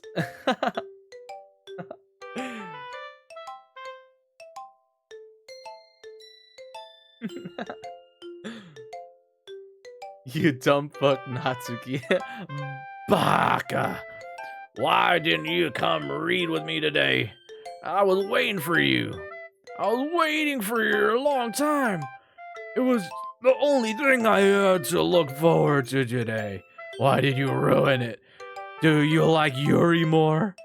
I think you're better off not associating with her. Are you listening to me?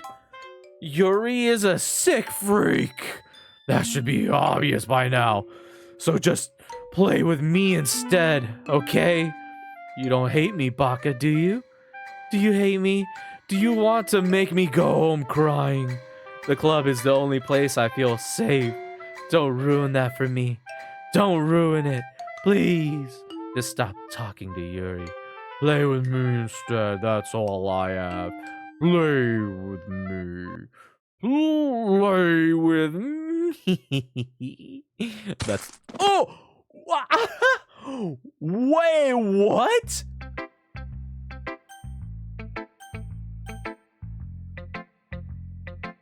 Why is Natsuki sounding like a 60-year-old farmer? I don't know. Every time I see that text, I picture like their voice becoming something like otherworldly, like something's possessing them, like an old man. Who should I show the poem to next? Monica. Hi again, Baka. How's your writing going? All right, I guess. I'll take it, as long as it's not going bad. I'm happy that you're applying yourself. Maybe soon you'll come up with a masterpiece. I wouldn't count on that. You never know. Want to share what you wrote for today? Sure, here you go. I give my poem to Monica. Alright. Great job, Baka. I was going ooh in my head while reading it. It's really metaphorical. Not sure why, but I didn't expect you to go for something so deep. I guess I underestimated you. It's easiest for me to keep everyone's expectations low. That way, it always counts when I put in some effort. That's not very fair. Well, I guess it worked anyways. You know that Yuri likes this kind of writing too? Writing that's full of imagery and symbolism. Sometimes I feel like Yuri's mind is just totally detached from reality. I don't mean that like it's a bad thing though, but sometimes I get the impression that she's just totally given up on people. She spends so much time in her own head that it's probably a much more interesting place for her. But that's why she gets so happy when you treat her with a lot of kindness. I don't think she's used to being indulged like that. She must be really starved for social interaction. So don't blame her for coming on a little strongly. Like earlier, I think if she gets too stimulated, she ends up withdrawing and looking for alone time. Suddenly, the door opens. Yuri! I'm back. Oh, I'm gonna get something to drink, and you should too. Wait, why? What's going on? Did I miss anything? Not really. Well, we all started sharing our poems with each other. Huh? Already? I'm sorry for being late. No need to apologize. We still have plenty of time. I'm more glad that you took all the time you needed. Alright, thanks, Monica. I suppose I should go get my poem now. But anyways, you want to read my poem now? I like the way this one turned out. So I hope you do too. And in case this is a video for YouTube in the future, dear viewer, get something to eat or drink, or maybe both, and treat yourself. Oh, you're too kind, Chatter. I wish I had something to drink right now. I'd have to go to a restaurant or something to get a beer. Luckily, I live by this really fire spot that serves really good food. Shit, I'm so hungry. I think this weekend I'm probably gonna go eat at it. If I don't go grab sandwiches with Henry on the weekend, I'll probably go get ramen. Oh, I'm starving. I'm hungry too. Hey, anytime.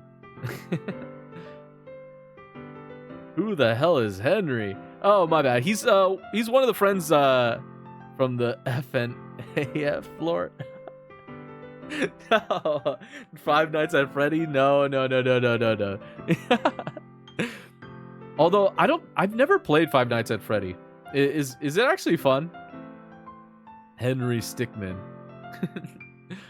I see so many people playing that game nonstop, and like I've always thought about playing through the series, but I've never really bought the games or anything.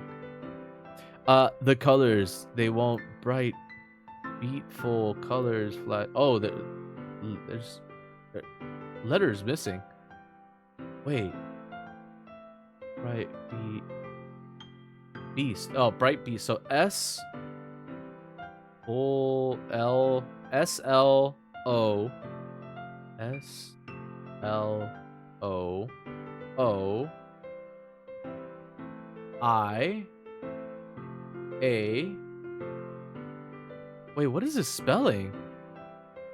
And then there's the FNAF security breach. Is hella fun. It's a mind test. Just fill out the words, I guess. Beautifully. Flashing, expanding, piercing. I know, but I'm wondering if this is like one of those. I'm wondering if it's one of those kind of like puzzles where like the letters are missing, and if you assemble all of them, they make a word. I don't know if they do though. Let me see. So that's S Oh, that's beautiful. Beautiful colors. Oh. So then the first letter that's missing is U. I. O. O. I. I. I. E? Oh, no, E. An endless cacophony, a meaningless noise. The noise, it won't stop. Violent. I don't think we're going somewhere. Well, we got UILO. Yeah, no, I don't know what this spells. Ooh, all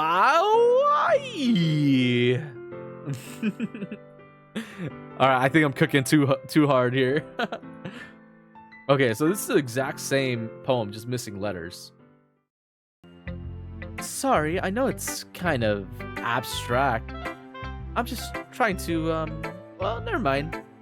There's no point in explaining. Anyway, here's Monica's writing tip of the day. Sometimes you'll find yourself facing a difficult decision. When that happens, don't forget to save your game. You never know when, who am I talking to? Can you hear me? Tell me you can hear me. Anything? Oh. Wait, what?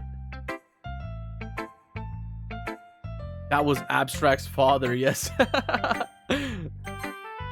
That's my advice for today. Wait, what? Thanks for listening. Yo, was Monica trying to talk to me? Who should I show my poem to next? Yuri! I've been waiting for this. Let's see what you've written for today. Yuri smiles and takes a deep breath. I like just holding it. Dude, she loves it!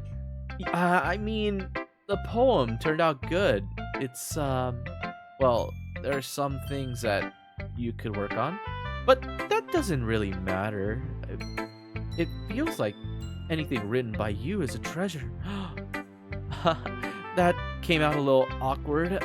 Let's move on. Here's the poem I wrote. You don't have to like it or anything. Dude, Yuri. It's hard not to pick Yuri, but I have a feeling like if I pick her, something bad's gonna happen to her. I don't want no new challenger. Yuri just appeared. Yo, what the fuck? Oh my god, she wrote a fucking essay. Wheel. A rotating wheel turning an axle grinding, bolt head, linear gearbox, falling sky, 7 holy stakes, a docked ship, a portal to another world, a thin rope tied to a thick rope, a torn harness, parabolic gearbox, expanding universe, time controlled by sipping cogwheels, existence of God, swimming with open water in all directions, drowning. There's a coffee stain.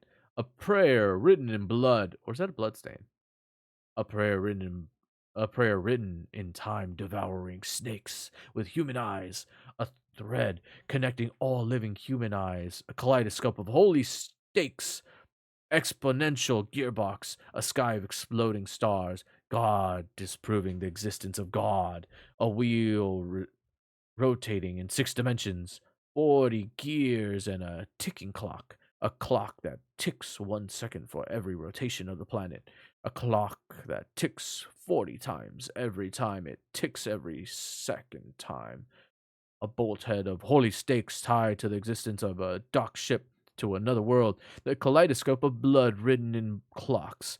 A time devouring prayer connecting a sky of 40 gears and open human eyes in all directions, breathing gearbox, breathing bolt head, breathing ship, breathing portal, breathing snakes, breathing God, breathing blood, breathing holy stakes, breathing human eyes, breathing time, breathing prayer, breathing sky, breathing wheel. Oh, my word. Ah, Halbi Bible Ganzer Hurin. Wait, what does that mean? Bro, I had to put out my German. Wait, what does this mean? Half Bible, whole son of a bitch.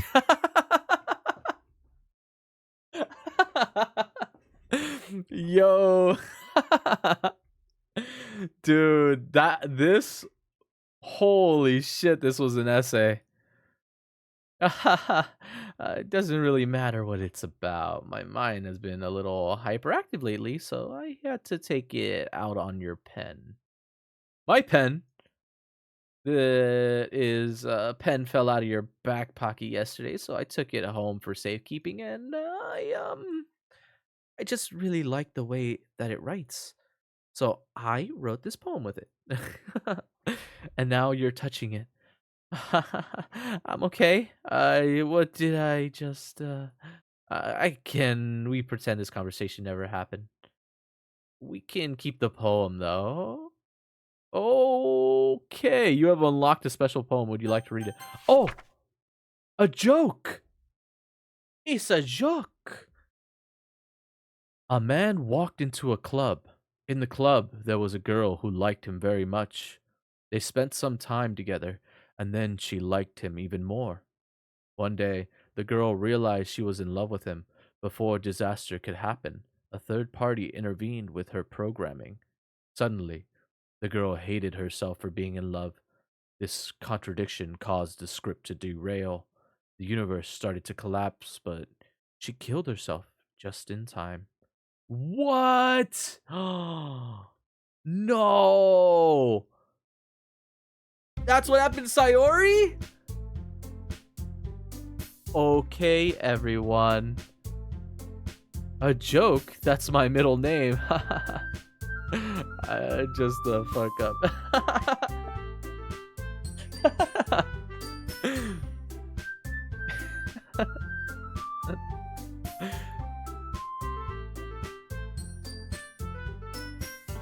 That was such a cheesy joke. Yeah, the poem reminds me of Redacted, really. Okay, everyone. We're all done reading each other's poems, right? We have something we need to go over today. So if everyone could come sit at the front of the room.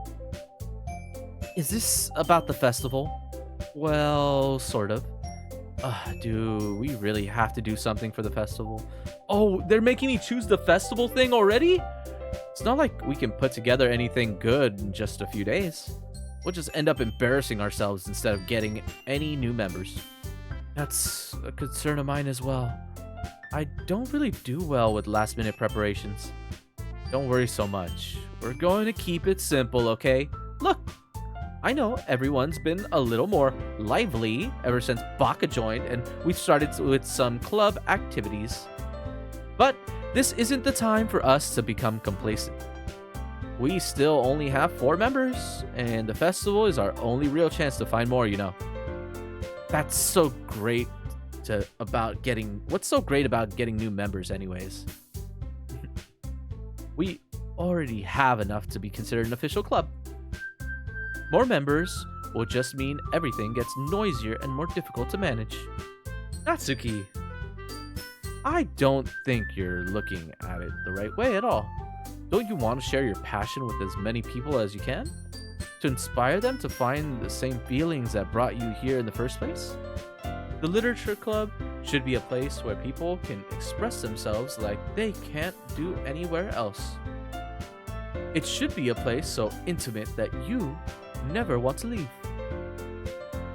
I know you feel that way too. I know we all do.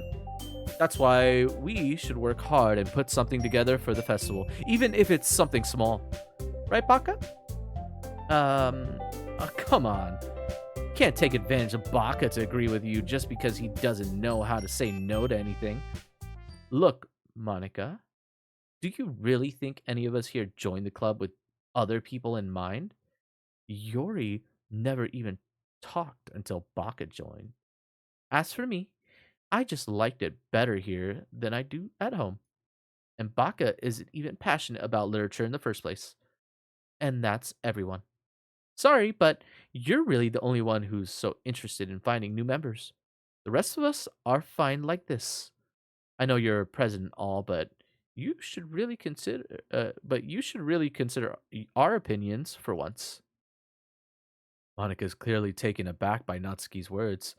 Ooh, that Not true at all. I'm sure Yuri and Baka want to get more members too, right? Uh, I don't know about Yuri, but I'm kind of indifferent. If I showed as much enthusiasm as Monica wanted, then I would probably be lying. I'm back with drinks and food. Let's go. Oh, I'm about to munch on some food after this too. I totally skipped dinner. All I had was breakfast this morning, so I'm looking forward to. I made some lemon chicken with some Creole seasoning on top. Some more white rice. Still, it's up to me to rescue this situation. No. Natsuki's right, isn't she? This club, it's nothing more than a place for a few people to hang out. Why did I think everyone here saw it the same way as I did? But doesn't mean that we're against getting new members or anything. Baka, why did you even join this club? What were you hoping to get out of it? Well, that's not really something I can be honest about, is it? In fact, if I remember, you weren't even given a choice not to join. Monica sits down and stares at her desk. What's the point of all this anyway? What if starting this club was a mistake? Now you've done it, Natsuki. What? Me? I just spoke my mind. Is it a crime to be honest? It's not about being honest. It's about word choice. Besides, you have no right to speak for everyone else in the club like that. You don't understand at all. I just want a place that feels nice to hang out with a few friends. Is there a problem with the club being that for me? There isn't many other places like that for me. And now Monica wants to take it away from me? She's not taking anything away. No, Baka. It's not the same. It won't be the same with the direction she wants to take it. If I wanted that, then I could just join any other stupid club. But this one, I mean, at least for a little bit time, things were nice. Natsuki starts packing up her things. I'm going home. I feel like I don't belong here right now. Natsuki ignores Yuri and walks right out of the classroom. Damn, we're down a member. Natsuki wouldn't be a good cop. She doesn't understand the difference between when it's okay to lie and when not.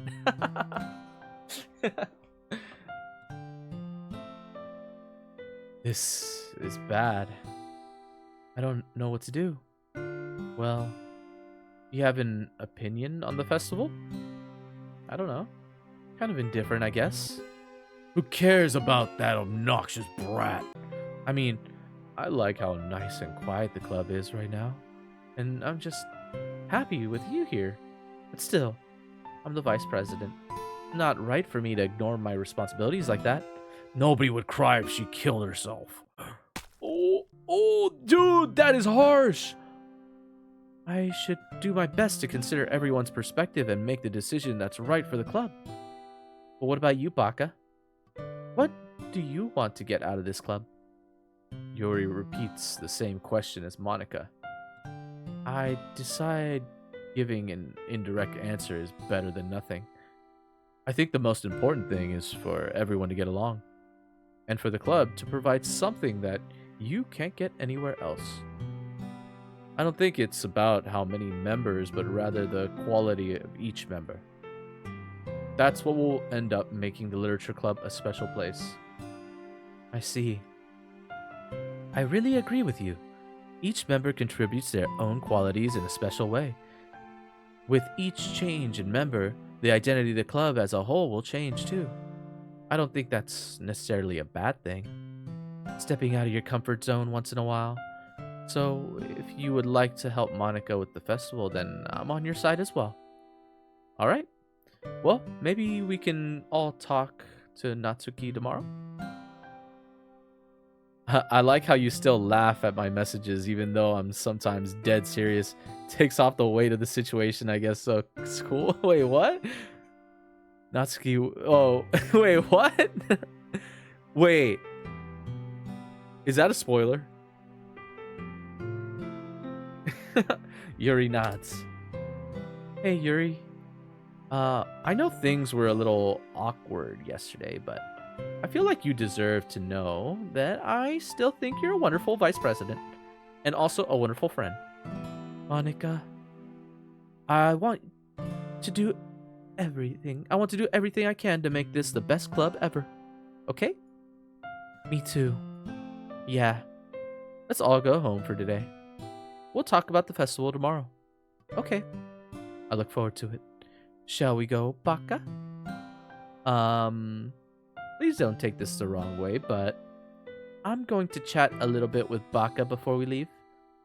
Just to see what he thinks of his time here and all that. It's important to me as president. Yuri looks a little troubled, but she doesn't protest. Okay. I trust your judgment, Monica. In that case, I'll see you two tomorrow. See you tomorrow. Mata ashita.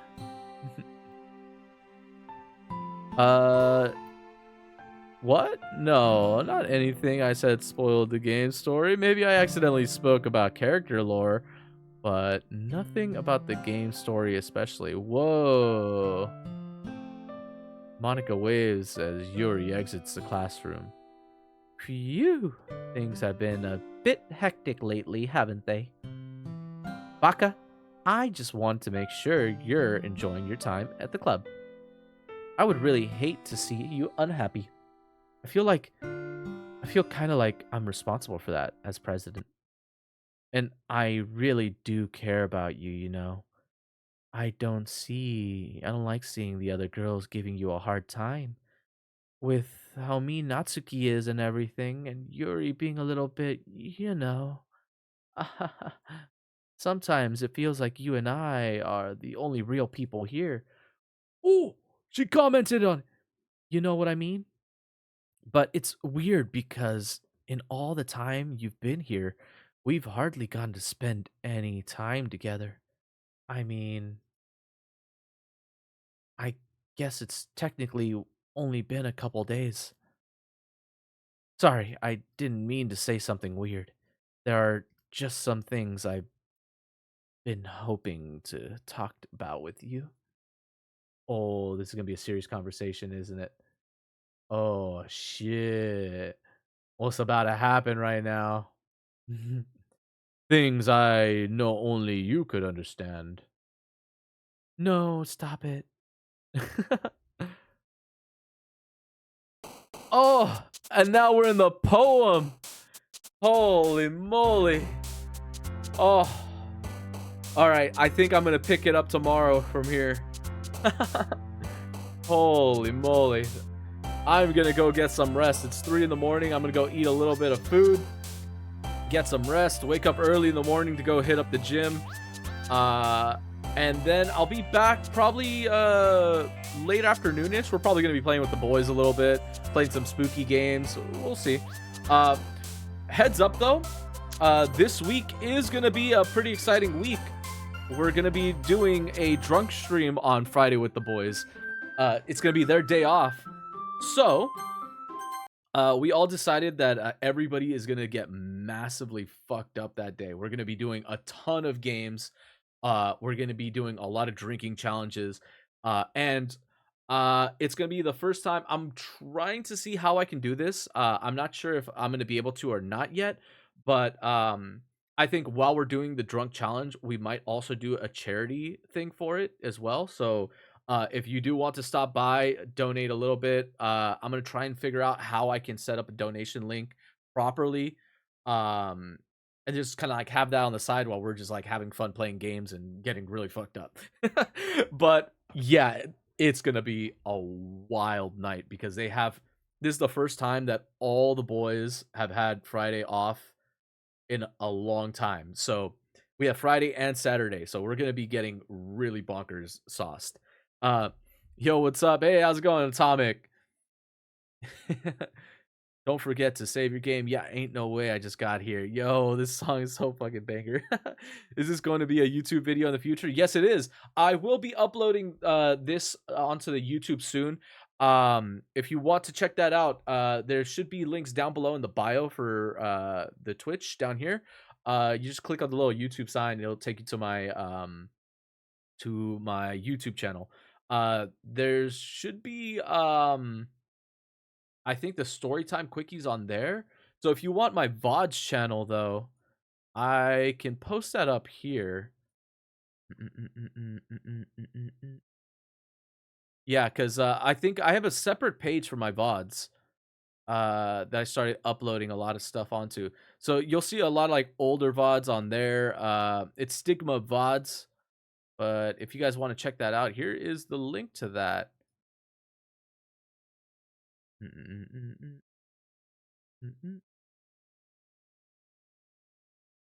There we go.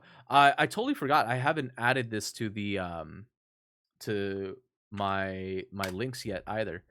So yeah, if you guys want to check that out, go for it. I'll probably be posting that into the bio soon. Bro, so many long stories, got some scary content now. I'm bored. Oh, yeah, oh, if you like the, scary stories, check out the Tales of Horror. HP Lovecraft's Tales of Horror, which is a really, really good book.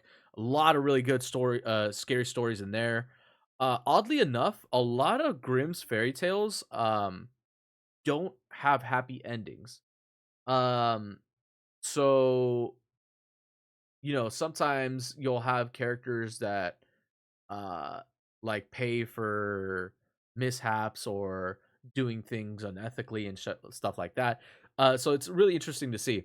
I do plan to maybe animate some of these tales at some point. I'm not sure exactly when. I was hoping maybe by the end of the year I might start working on something, pick out like the most liked story on the YouTube and maybe try animating that story, and just kind of like just for funsies. I haven't animated anything 2D in quite some time, so like it's gonna be kind of like I gotta grease up the wheels a little bit.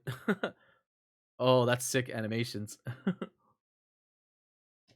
Yeah, I'm really hoping to maybe work on that sometime. Hopefully, it doesn't end up being anything like super complicated to draw.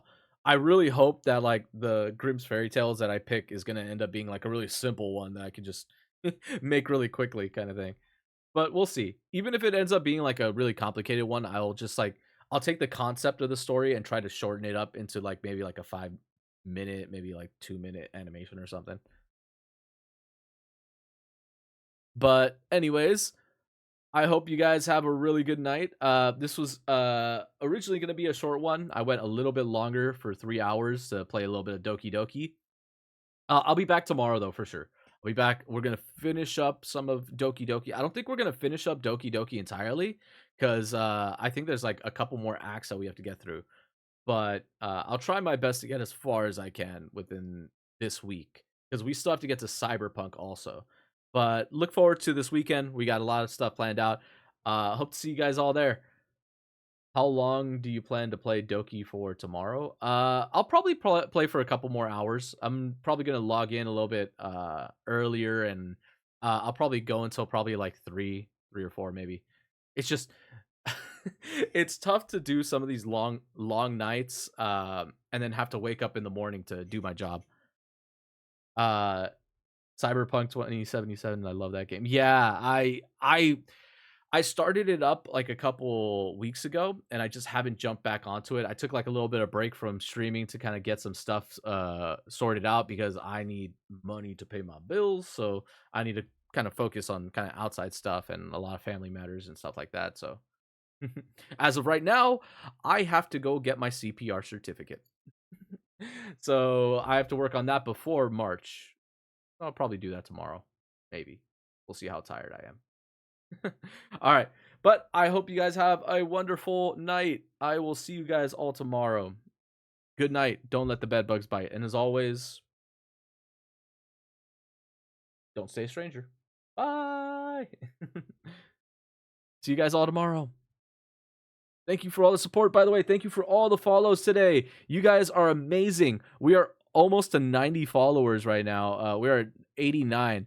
So we're getting really close to 100 followers. I think in the next I'm gonna have to do something. If we reach like certain goal limits, I think it'd be only fair to do something for you guys, like a 24-hour. I think if I ever get like partner or affiliate, I might just end up doing like a whole week straight, maybe. We'll see. I'm thinking, I'm debating on it. Because it would mean that I would have to take a week off of work. So, uh, I probably would be able to fit something around it. But yeah, I think it'd be fun, or maybe do like some kind of like extravaganza, kind of like talent show thing. Who knows? We'll see. We'll see. But I'll see you guys all next time. Bye. Bye. Bye. Bye. Bye. Leave you guys with the outro song as usual.